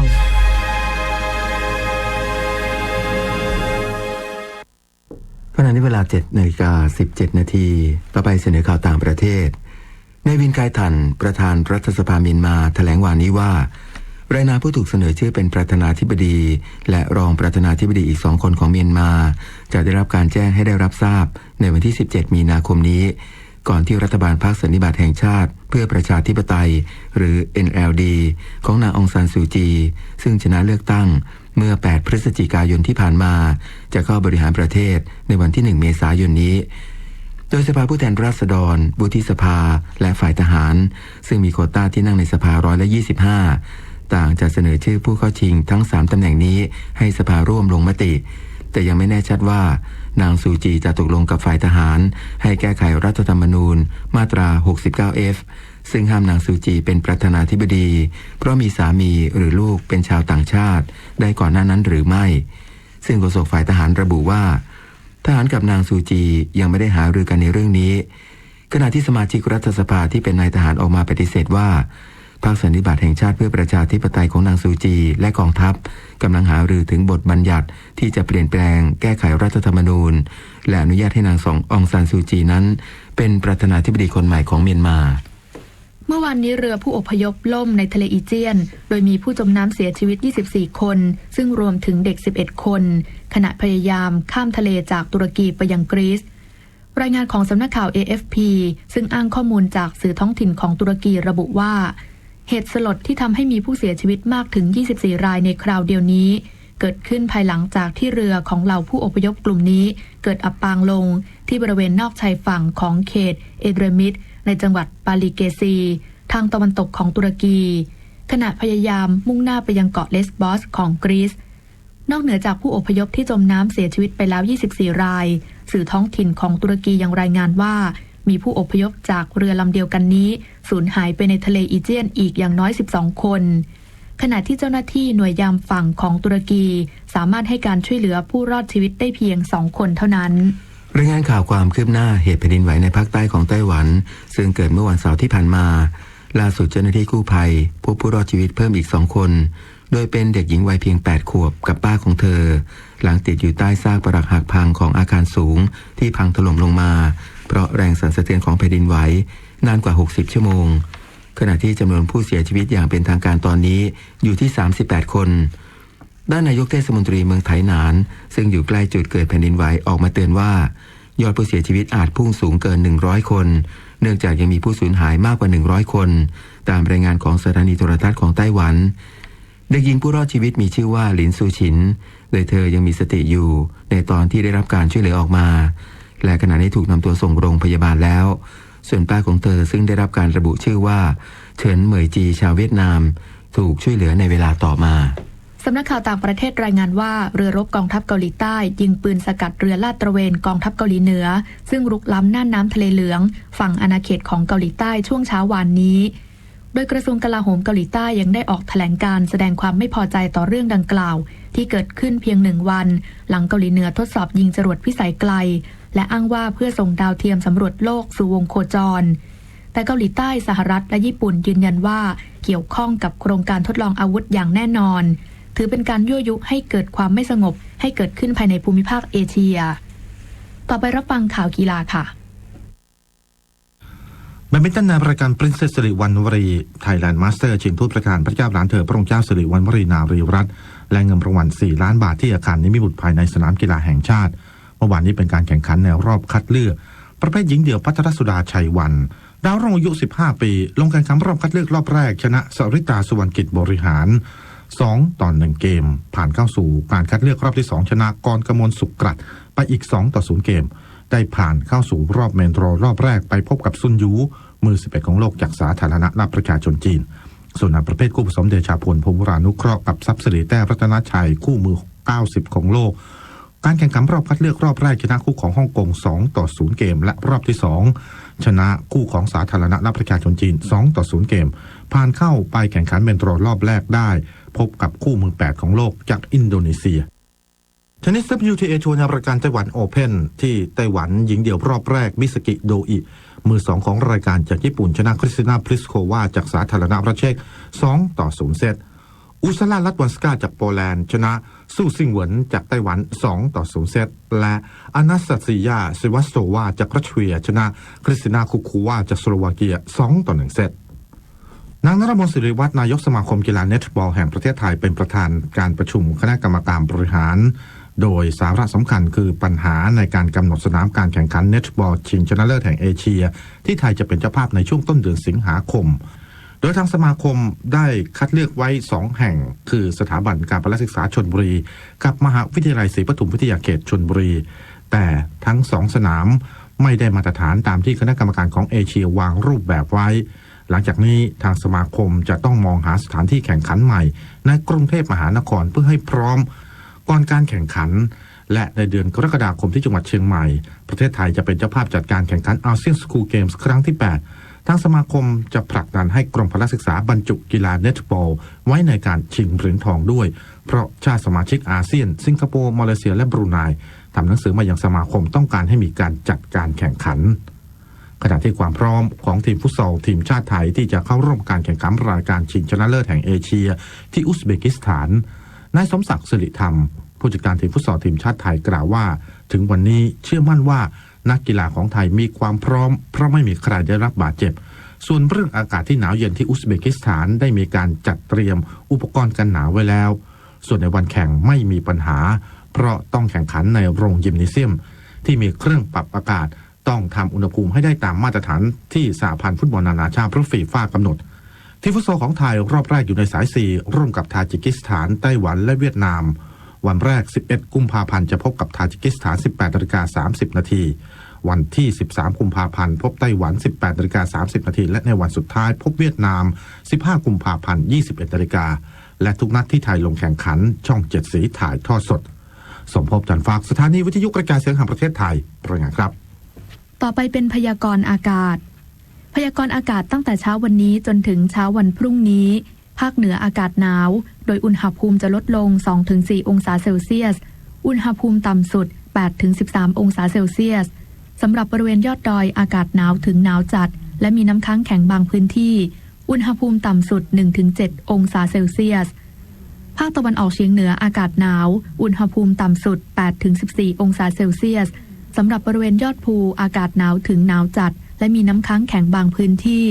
อุณหภูมิต่ำสุด 1-8 องศาเซลเซียสภาคกลางอากาศเย็นถึงหนาวอุณหภูมิต่ำสุด 13-17 องศาเซลเซียสภาคตะวันออกอากาศเย็นถึงหนาวในตอนเช้าลมตะวันออกเฉียงเหนือความเร็ว 15-35 กิโลเมตรต่อชั่วโมงทะเลมีคลื่นสูง 1-2 เมตรห่างฝั่งคลื่นสูงประมาณ 2 เมตรภาคใต้ฝั่งตะวันออกมีเมฆเป็นส่วนมากกับมีฝนฟ้าคะนองเป็นแห่งๆ20%ของพื้นที่ส่วนมากบริเวณจังหวัดสงขลาปัตตานียะลาและนราธิวาสตั้งแต่จังหวัดชุมพรขึ้นมาลมตะวันออกเฉียงเหนือความเร็ว 20-35 กิโลเมตรต่อชั่วโมงทะเลมีคลื่นสูงประมาณ 2 เมตรตั้งแต่จังหวัดสุราษฎร์ธานีลงไปลมตะวันออกเฉียงเหนือความเร็ว 20-40 กิโลเมตรต่อชั่วโมงทะเลมีคลื่นสูง 2-3 เมตร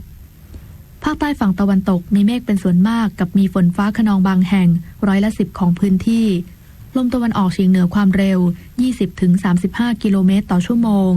ทะเลมีคลื่นสูงประมาณ 2 เมตรห่างฝั่งคลื่นสูง 2-3 เมตรกรุงเทพมหานครและปริมณฑลอากาศเย็นในตอนเช้าอุณหภูมิต่ำสุด 17-18 องศาเซลเซียสสภาวะระดับน้ำในแม่น้ำเจ้าพระยาที่หน้ากองบัญชาการกองทัพเรือคำนวณโดยกรมอุทกศาสตร์กองทัพเรือวันนี้น้ำขึ้นเต็มที่เวลา 9:12 นาทีสูงกว่าระดับทะเลปานกลาง1 เมตร 19 เซนติเมตรและเวลา 17:45 นาทีสูงกว่าระดับทะเลปานกลาง1 เมตร 11 เซนติเมตรน้ำลงเต็มที่เวลา 2:26 นาทีต่ำกว่าระดับทะเลปานกลาง48 เซนติเมตรและเวลา 14:06 นาทีสูงกว่าระดับทะเลปานกลาง60 เซนติเมตรวันนี้ที่ประภาคารกาญจนาภิเษกแหลมพรหมเทพจังหวัดภูเก็ตดวงอาทิตย์ตกเวลา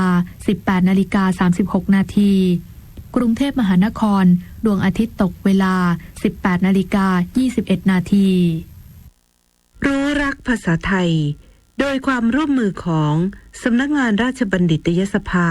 และกรมประชาสัมพันธ์วันนี้เสนอคำว่าชาจุหลันชาจุหลันประกอบด้วยคำว่าชากับคำว่าจุหลัน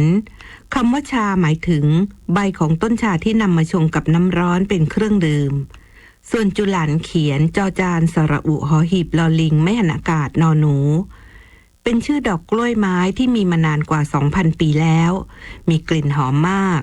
คนจีนนิยมนำดอกจุหลันมาอบใบชาให้มีกลิ่นหอมเรียกว่าชาจุหลันคนไทยรู้จักชาชนิดนี้เพราะเข้ามากับเรือสำเภาที่มาจากเมืองจีนดังปรากฏในบทละครเรื่องรามเกียรติ์พระราชนิพนธ์ในพระบาทสมเด็จพระพุทธเลิศล่านภาลัยมีเนื้อความกล่าวถึงชาจุหลันเมื่อพระรามและพระลักษมณ์เสด็จไปยังสำนักของพระฤาษีวสิทธิ์และสวามิตรระหว่างเดินทางกลับอยุธยาพระฤาษีทั้งสองเรียกลูกศิษย์ต้มน้ำร้อนชงชาจุหลันถวายกษัตริย์ทั้งสองดังนี้แล้วเรียกศิษย์คฤหัสถ์พัดน้ำร้อนเชิญภูธรทั้งสองลองเสวยชาจุหลันฉันหอมเหมือนใบเตยอย่าถือเลยเสวยเล่นตามกันดารชาจุหลันเป็นชาที่นำเข้าจากประเทศจีนคนไทยในสมัยต้นรัตนโกสินทร์นิยมดื่มกันมากและมีบันทึกไว้ในวรรณคดีของไทย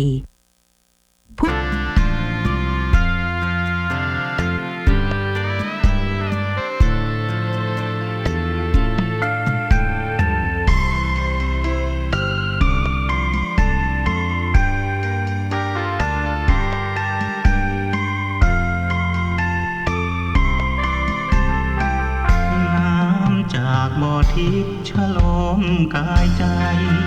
ก่อนเดินขึ้นมากราบไหว้พระธาตุคู่ดอยสุเทพเทวาตามประเพณีเที่ยวขึ้นดอยองค์พ่อครูบาหยุดพักวัดท่านสร้างมาเดิมชื่อว่าสกินาคา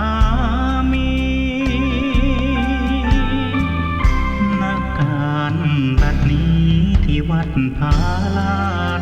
รื่นรมด้วยบรรยากาศเจ้าอาวาสนักเทศน์เสียงดีโบราณนาก่อนขึ้นไหว้สาพระบรมธาตุชำระใจให้สะอาดของดิบเนื้อสัตว์ ไม่ควรนำไปเอาน้ำศักดิ์สิทธิ์จากบ่อน้ำทิพย์ดื่มล้างร่างกายบัดนี้บ่อน้ำคงใสใครมีโรคภัยเชิญได้ดื่มกินกราบรอยพระบาทองค์ศาสดาจารึกเนื้อแผ่นศิลาครั้งเสด็จมาพาลาดบนหินเชิญชวนศรัทธาร่วมโมทนาผ้าป่ากฐินจากสาธุชนทั่วถิ่นพระมหาสง่าเมตตา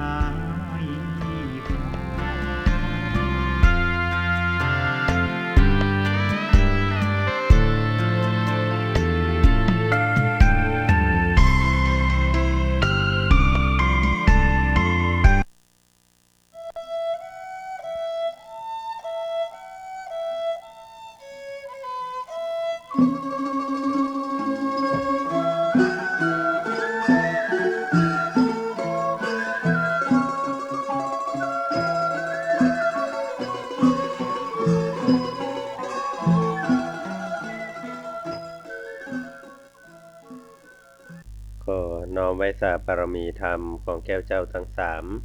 คือพระพุทธพระธรรมพระสงฆ์อันเป็นสรณะที่พึ่งสูงสุดในชีวิตขอกราบไว้สาบารมีธรรมของพระมหาเถรานุเถระครูบาอาจารย์เจ้าตลาดจุตนจุองค์อันมีพระเดชพระคุณหลวงพ่อพระเทพโกศลที่ปรึกษาเจ้าคณะภาค7หลวงพ่อพระเทพปริยัติเจ้าคณะจังหวัดเชียงใหม่เป็นต้นเป็นประธานขอเจริญพรญาติโยมท่านสาธุชนพุทธบริษัททุกท่านติดตามรับฟังรายการธรรมะเพื่อประชาชนทางสถานีวิทยุกระจายเสียงพระพุทธศาสนาแห่งชาติและสังคมคลื่นเพื่อการศึกษาพระพุทธศาสนาและวัฒนธรรมออกอากาศณวัดปลายหินอำเภอเมืองจังหวัดเชียงใหม่และสถานีวิทยุเครือข่ายคลื่นกัลยาณธรรมของเฮาทุกคลื่นบ่ว่าจะเป็นทางวัดป่าแดงมหาวิหารวัดหนองกายอำเภอแม่แตงวัดพระนอนป่าเกตีอำเภอสระปีวัดจังกำป่าซางญาติโยมที่อยู่ตังห้วยหยาบห้วยไซอยู่ตังออนใต้ออนกลางออนเหนือปูคาบวกก้างอยู่ตังสันบะเกียงป่าเมี่ยงดอยสะเก็ดอยู่ตังร้องสักสันทรายหลวงอยู่ตังบ้านต้อเมืองลังป่าตันพระนอนขอนม่วงตำบลดอนแก้วสะแม่ริมตลอดถึงญาติโยมที่อยู่ตังในโครงเขตของอำเภอเมืองเชียงใหม่อยู่ต่างอำเภอต่างจังหวัดต่างประเทศอยู่ต่างอินเทอร์เน็ตและที่รับชมรับฟังอยู่ทาง VTV เคเบิลทีวีของคนเชียงใหม่ทุกท่านตัวเจ้าวันนี้มาพบมาปะกันในช่วงเวลาของรายการธรรมะเพื่อประชาชนเริ่มต้นรายการวันนี้โดยสำนวนล้านนาภาษาภาษิตอันนี้เป็นช่วงเวลาของสำนวนล้านนาภาษาภาษิตหรือภาษิตพื้นบ้านล้านนาเฮาวันนี้ขอเสนอคำว่าน้ำใสตั้งขอบน้ำขุ่นกลางวังน้ำใสตั้งขอบน้ำขุ่นกลางวังนั้นแปลว่าน้ำบริเวณขอบสระหรือว่าขอบห้วยขอบอ่างนั้นมีความใสแต่น้ำกลางวังกลางอ่างกลางห้วยกับขุ่นซึ่งเป็นเรื่องผิดปกติโดยปกติแล้วน้ำที่หิมตลิ่งหรือว่าหิมขอบอ่างขอบหนองขอบห้วยนี่น้ำตังหิมจะต้องขุ่นส่วนน้ำตังใสมีความลึกจะต้องอยู่ตรงกลางอยู่กลางหนองแต่กลับกลายเป็นว่าน้ำใสบริเวณขอบขุ่นอยู่ตรงกลางอันนี้เป็นความผิดปกติละแสดงว่าตรงกลางห้วยต้องมีอย่างสักอย่างสัตว์ใหญ่อยู่ตรงกลางกาหรือว่าเกิดแผ่นดินแยกกาอย่างกานี่มันทำให้น้ำตรงกลางขุ่นน้ำตรงหิมใสสิ่งที่อยู่ใกล้ได้สัมผัสอาจเป็นเพียงภาพลวงตาก็ได้อันนี้เป็นสิ่งหนึ่งที่ปรากฏอยู่ในความฝัน16ประการของปัญญาประเสริฐที่เกิดหรือพญาปัทเวนได้กล่าวถึงว่าในอนาคตการ จะปรากฏเป็นนัยยะบอกเหตุที่เปิ้นฝันว่าเปิ้นไปหนองน้ำใหญ่เนาะไปหนองน้ำใหญ่แล้วปรากฏว่าน้ำในหนองนั้นขุ่นแต่บริเวณหิมหนองที่เขายืนอยู่นั่นกับใสเย็นเป็นเรื่องแปลกประหลาดก็เป็นอันมากราบทูลถามพระสัมมาสัมพุทธเจ้าพระองค์ท่านก็ได้ตรัสบอกกับพญาปัทเวนหรือพระเจ้าประเสนว่าในอนาคตการบ้านเมืองที่เป็นมัชชิมประเทศที่เป็นแหล่งรวมแห่งความเจริญรุ่งเรืองจะเต็มไปด้วยคนบ่มีศีลบ่มีธรรมจะทำให้บ้านเมืองบ่น่าอยู่เพราะว่าอย่างก็จะไหลหลั่งทางเข้ามาต่างกลางนี่คนดีบ่ดีมัวอยู่สูญอานไปหมดทำให้บรรยากาศในกลางห้องต้องเวียงที่เคยม่วนงานสันเล่ากลับกลายเป็นบ้านเป็นเมืองที่บ่ค่อยสงบสุขสักเท่าใดเพราะว่าวุ่นวายอย่างก็บ่ฮู้ผีเว้าแต่ขอบบ้านขอบเมืองรอบนอกกลับกลายเป็นที่มีความสุขความสงบความร่มเย็นเป็นบ้านเป็นเมืองที่อยู่กับธรรมชาตินำพอในปัจจุบันเอาจะหันว่าเศรษฐีต่างๆนี่คนดีคนมีเงินมีคำหรือว่าคนพอมีฐานะจะไปซ้ออยู่ตามบ้านนอกบ้านนาจะไปซ้อติซ้อตางไว้ตั้งไกลๆเพราะอยากอยู่ใกล้ชิดธรรมชาติส่วนต่างกลางห้องต้องเวียงนี่ก็รถก็ติดไปไหนก็ยากอันยังหุผีเบาเนาะเพราะนั้นเราจะหันว่าผู้ประกอบการหลายคนนี่ออกไปซ้อติซ้อตางอยู่ตั้งนอกซ้อไปอยู่ตั้งนอกเพราะว่าความสงบแต่แหมนัยยะหนึ่งก็เป็นนัยยะที่น่าสนใจเหมือนกันสาเหตุที่ความฝันเป็นอย่างนั้นเปิ้นก็บอกว่าผู้รักผู้ใหญ่คนที่มีอำนาจวาสนามักจะเป็นคนที่ไซตั้งนอกแต่ว่าตั้งในเฮาบ่ฮู้ว่าเกิดอะไรขึ้นฉะนั้นบดีไปไว้วางอกจะวางใจภาพที่เอาหันภายนอกพอบ่ฮู้ว่าภายในเป็นอย่างไรนอกใส่ในอาจจะขุ่นก็ได้เพราะแท้ได้จริงแล้วคนเฮาอยู่ด้วยกันต้องระมัดระวังในหลายเรื่องหลายราวเนาะสิ่งที่เปิ้งอกเปิ้งใจบางทีก็ต้องเก็บเอาไว้ห้ามแสดงออกมาเด็ดขาดว่าจอบกาจังกายังกานี่ต้องเก็บเอาไว้ทางในน้ำขุ่นอยู่ทางในน้ำใสอยู่ทางนอกน้ำขุ่นอยู่ในน้ำใสอยู่นอกอันนี้ก็เป็นแหมนัยยะหนึ่งที่จะแสดงให้เฮาท่านทั้งหลายที่อยู่ร่วมกันในบ้านในเมืองในสังคมนั้นอยู่ร่วมกันได้อย่างมีความสุขเรื่องเล็กๆน้อยๆเรื่องเปิ้งอกเปิ้งใจเปิ้งอกเปิ้งใจก็เก็บซ่อนไว้ทางใน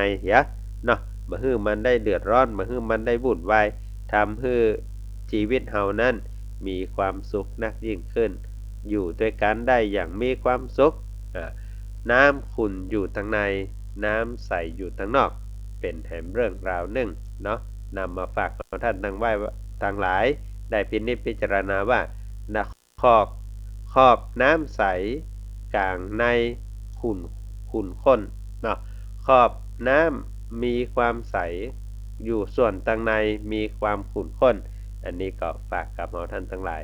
ไปฟังเสียงเพลงกันสักหนึ่งเพลงแล้วก็กระเดียวปิกมามาจ่ามาปะกันแถมกำเนิด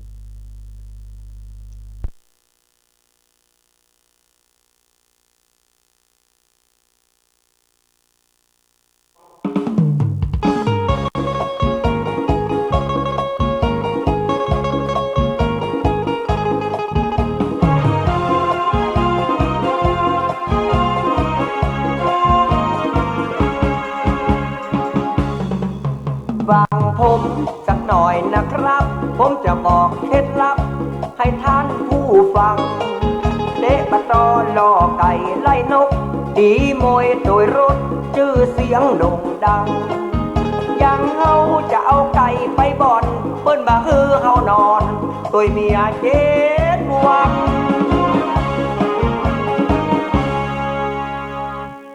ไอ้แซมวันพุธเขาจะไปเจ้าก่อนเนี่ยฮะเขาก็ต้องจับยามสามตาพ่อกะพ่อมันจะได้กี่โมงแล้วจะเอาไก่ตัวใดไปประเดี๋ยวเนี่ยเอาปูลอยกับปูหักมืดนึงไปอ่ะปูลอยลวดตะกะมาได้สตางค์เข้าบ้านมาสักเตื้อมันปากอย่างเอี้ยกะ เพราะว่าน้ำไหลได้หนทางผีสางได้กำปากอันผู้ลอยบ่ไปละเอาผู้หางมืดไปก็พอ โอ้ไปเอาปูหักมืดที่ไหนมาแท้หมอ โอ้อันนี้มืดโดยเฉพาะอันนี้กอบเอาคนเดียวมืดขนาดก็ขนาดว่ากอบไอ้ก็กอบเมื่อคืนนะเอาเข้ากินก็กินเมื่อคืนฟักก็ฟักเมื่อคืนมันออกแล้วก็ปุ่งเมื่อคืนนะ มันมืดอีล้ำเหลือแล้วมันจะหันอย่างวะไอ้แซม ก็เพื่อว่าไก่ปูมืดมันถึงมืดขนาดตัวเก่ามันพอตัวเก่ายังมาหันนะ ไอ้แซมนี่เรื่องไก่นี่มันใจธรรมดาจ้ะ โอ้ไอ้นี่นะก็ขนาดว่านักเลงเรียกพี่โสเภณีเรียกป่าแมงดาเรียกเฮีย ดูแล้วเมียเนาะเรียกอะไรหยัง เมียเรียกกูขี้ไก่ปิ๊กปิ๊กเดิกละให้รับ โอ้ล้างบดีแล้วเนี่ยอันพวกก็จะลวดมือแล้วเนอะ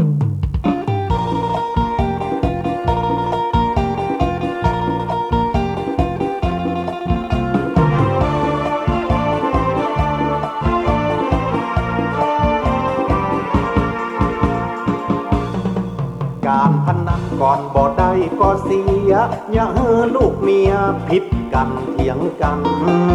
จะจนใจเฮาต้องไปนอนนอกเมียแปลงหน้าสอกกอกว่าเฮาก้ายเฮาจังไล่เฮาแล้วไปนอนตัวไก่จำเป็นได้ไปนอนในตัวแม่มัน ถ้าขอถามสู่ก่อนเตอะสู่ออกมานอนนอกได้เป็น5-6 คืนเนี่ยสู่อิ่มนายไก่จังค่าเต็มทีกะบ่ใจข้าจะไปโจรไก่ ก็จะไปโจรไก่เมื่อคืนนี้กะมันผูกกันลู่ สูนึกอู้บ่เข้าใจแท้จะไปโจรไก่นี่เปิ้นมาฮื้อนอนตัวเมีย อ๋อ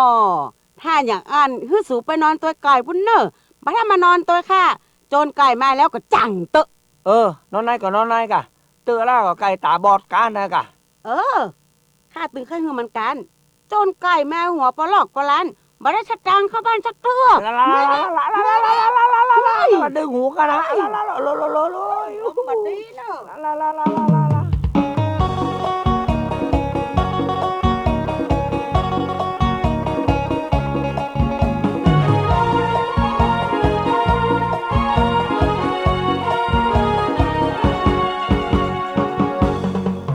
ไฟไหม้ที่อยู่ที่กิน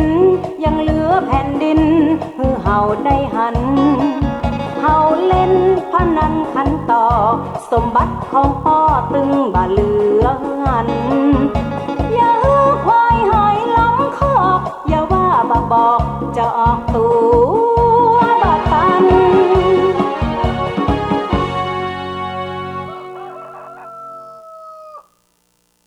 ไอ้แซมมานี่ก่อนแต่คืนไปยิ่งอย่างมาสักอย่างอันนี้ไก่ตาบอดไปแล้วฮะ ก็ไอ้จะบอกเขาสู่เลยว่าไอ้บะยุบไก่มันมีหั่นยางถูกบ่เชื่อลูก แหมอันแสดงว่าตะคืนนะแต่คืนนี้ไอ้จึงนะก็ยังมาอดเอาเหี้ยก่อนก็บอกเขาสู่แล้วสู่บ่เชื่อลูก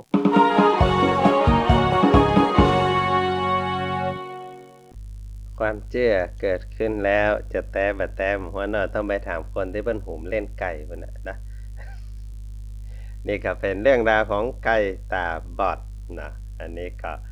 ที่จริงแล้วเรื่องของการเอาสัตว์เลี้ยงไว้ไปจนกันเป็นเรื่องที่บ่ถูกต้องตามการลองแห่งศีลแห่งธรรมเนื่องจากว่าในชีวิตเฮานั้นเฮาต้องการอยู่อย่างสงบสุข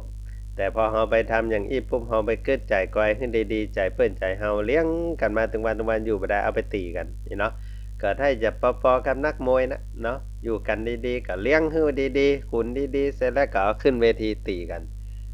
เพราะฉะนั้นคนที่เป็นนักมวยเลี้ยงนักมวยกับเลี้ยงไก่นี่ก็พอคนเป็นไก่พอไก่เป็นคนก็เหมือนเดียวกันบางคนก็เป็นแชมป์ได้เงินได้ทองแปลงบ้านแปลงจองใหญ่หน้ากล้าบานเป็นมีชื่อมีเสียงบางคนก็ล้มไปก็มีอย่างใดก็มีก็ให้ก็เหมือนกับที่เฮาค้ำไก่น่ะเนาะเพราะฉะนั้นเฮาอยากกระเปิ้นจะได้ผลมันก็จะตอบมากับตัวเก่าในปัจจุบันเช่นนั้นหรือกำอันก็ส่งผลไปในอนาคตการสืบต่อไปคนที่ได้สติก็ได้จะพิจารณาสิ่งเหล่านี้ว่าชีวิตเฮาถึงวันนี้ถ้ามาเกิดพอว่านักมวยข่ายมวย ก็เหมือนกับคนจนไก่คนเลี้ยงไก่นะเหมือนเดียวกันบางคนก็เลี้ยงเอาม่วนมาหู้เนี่ยใดดำมันอยู่ด้วยกันมาเหมือนก็เลี้ยงกันไปกะไก่ก็บางตัวก็พอก้อยพอเหมือนจะเลี้ยงง่ายบ่ขึ้นบ้านบ่ขึ้นจองบ่ทำให้เจ้าของบ้านตุกอกตุกใจบางตัวนี่ก็โอ้ยปลูกก็ยังก็บ่ได้ขยะเหียแต่เนอขึ้นบ้านขึ้นจองซับเข้าซับของแบบนี้ก็มีนักแบบนี้มันถึงเหลวไปพอพุ่นน่ะเนาะก่อจะใครพุ่นน่ะได้ แผ่เมตตาให้เพิ่นเนี่ยกามาไปซอกกินตั้งก่อจะใครพุ่นเด้อลงเด้อก่อจะใครมีป่นไปในป่าโคป่าข่านะข่ามีน้ำปุ้นจะใครมีน้ำปุ้นไปค่อยไปซอกกินน้ำปุ้นเอามาค่อยกินบนบ้านนี่มันใจตี้มันหรอกเนาะผิดตี้ผิดตังก็ได้ไปอาบน้ำร้อนอาบน้ำอุ่นในหม้อแกงมื้อละเนี่ยอบรมมหกรรม อันนี้ก็เป็นเรื่องของเสียงเพลงนำมาฝากกับญาติโยมท่านสาธุชนท่านทั้งหลายในช่วงเวลาเจ้าของวันนี้เมื่อตะวันนี้ได้อู้จาเกี่ยวกับเรื่องของการประพฤติปฏิบัติตามคันลองครองแห่งมังคลัตถทีปณีนะว่าอาเสวนาจะพาลานังปันดิตานันจะเสวนาแล้วเขาจะสังเกตได้อย่างไรว่าคนใดเป็นคนพาลเพราะว่าคนพาลมักจะเวลาอู้ก็อู้สิ่งที่บดีเวลาทำก็ทำสิ่งที่บดีแล้วเวลาคิดก็คิดแต่เรื่องบดีแนะนำก็แนะนำในทางที่บดีชวนก็ชวนไปในทางที่บดีบดักส่วนสำหรับคนที่เป็นบัณฑิตนั่นทำดีพูดดีคิดดีเวลาชวนไปไหนก็ชวนไปในทางที่ดีที่งามเวลาที่แนะนำก็มักจะแนะนำในสิ่งที่เป็นบุญกุศลแนะนำในสิ่งที่เป็นประโยชน์นั้นการปรากฏขึ้นของคนที่มีศีลมีธรรมหรือว่าบัณฑิตในตามพระศาสนาจึงเป็นมงคลแห่งชีวิตไผได้เกิดมาอยู่ในครอบครัวแบบนี้เกิดมาอยู่ในชุมชนแบบนี้เกิดมาอยู่ในบ้านในเมืองแบบนี้เกิดมาปะผู้นำแบบนี้นะแบบที่เป็นบัณฑิตาเป็นผู้ที่แนะนำพัฒนาประเทศชาติบ้านเมืองคนเหล่านี้เป็นคนที่มีบุญและก็ถือว่าเป็นมงคลแห่งชีวิตดังนั้นอเสวนาจะปาลนังจึงเป็นแสงเทียนแสงทองส่องชีวิตเวลาตู้เจ้าเจริญพระพุทธมนต์มาถึงบทนี้เปิ้นจึงต้องแสดงเป็นสื่อสัญลักษณ์ว่าจุดเทียนน้ำพระพุทธมนต์ได้ละเนอะจุดเทียนมงคลได้แล้วเพื่อที่จะบอกว่าอาเสวนาจะปาลานังปันดิตานันจะเสวนาปูจาจะปูจานิยานังอันนี้เริ่มต้นแล้วหรอเป็นการบอกสาเหตุที่ต้องตามเตียนตอนนี้เพื่อที่จะบอกไม่ตามเตียนตอนอื่นมันก็สื่อบักให้ได้เนาะตามเตียนต้องตามตอนเนี้ยตอนทุเจ้าสวดอาเสวนาว่าความมืดที่มันมีอยู่พอจุดเทียนแสงสว่างก็เริ่มต้นขึ้นแสงทองแห่งชีวิตจะเกิดขึ้นอันนี้เป็นการบอกเป็นการอธิบายดังนั้นพอทุเจ้าสวดบทอาเสวนาเปิ้นก็เริ่มจิเตียนนะสวดเจ้าภาพก็จะเตลเข้าไปการเข้าไป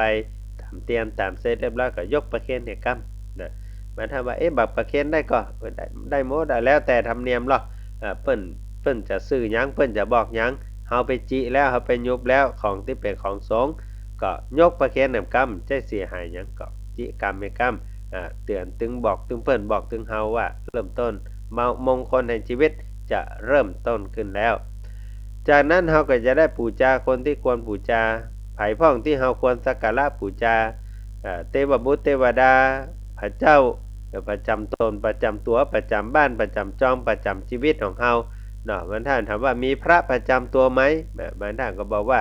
มีพระหลอดมีพระคงมีพระลือมีพระเปิมมีพระอยู่ว่าเป็นพระกู้ชีวิตเป็นพระกู้ตัวแท้ได้จริงพระประจำตัวเฮาท่านทั้งหลายมีคนละ2 องค์เกิดมาก็มีแล้วนั่นก็คือปิตามารดาของเฮานั่นเองนี่คือพระประจำตัวนี่คือพระประจำชีวิตที่บ่มีองค์ไหนสำคัญยิ่งกว่าและในชีวิตเฮาบ่มีพระองค์ใดเก่าแก่กว่านี้ไปแห่งแล้วบ่มีพระองค์ใดศักดิ์สิทธิ์ไปกว่านี้แห่งแล้วเพราะฉะนั้นพระประจำตัวของเฮาก็คือพ่อกับแม่นี่คือสิ่งที่ควรสักการะบูชา ถัดจากพ่อจากแม่มาก็คือพระรัตนตรัยแก้วเจ้าทั้งสามพอพ่อแม่นั่นปาเฮาเข้าวัดเข้าวาพ่อแม่ปาเฮาเข้าหาพระศาสนาพ่อแม่ปาเฮาทำบุญใส่บาตรปาเฮาเข้าหาทิศทางที่ดีที่งามดังนั้น1สิ่งที่ควรบูชาก็คือพ่อแม่2สิ่งที่ควรบูชาก็คือพระรัตนตรัยแก้วเจ้าทั้งสาม3สิ่งที่ควรบูชาก็คือครูบาอาจารย์ของเฮาฉะนั้นปูชาจะปูชนียานังเอตัมมังคลมุตตมังการได้ปูชาพ่อแม่แก้วเจ้าทั้งสามการได้ปูชาครูบาอาจารย์เป็นมังคละเป็นมงคลแห่งชีวิตที่สุดแล้วก็ต่อจากนั้นก็พิจารณาว่าไผที่ฮักเฮาไผที่พ่อคอยดูแลเฮาไผที่ได้ฮื้อชีวิตจีวาแก่เฮาท่านทั้งหลายคนเหล่านั้นควรค่าแก่การสักการะควรค่าแก่การบูชาอันนั้นจึงฝากเฮาท่านทั้งหลายไว้พินิจพิจารณาเนอะว่าเฮาควรจะเนี่ยอย่างใดกับบุคคลที่ได้พ่อคอยดูแลแล้วก็เลี้ยงดูเฮามาเนาะไปพักฟังเสียงเพลงสัก1เพลงก่อนแล้วก็กระเดี๋ยวพลิกมาอูมาจามาปะกันทำกำเนิด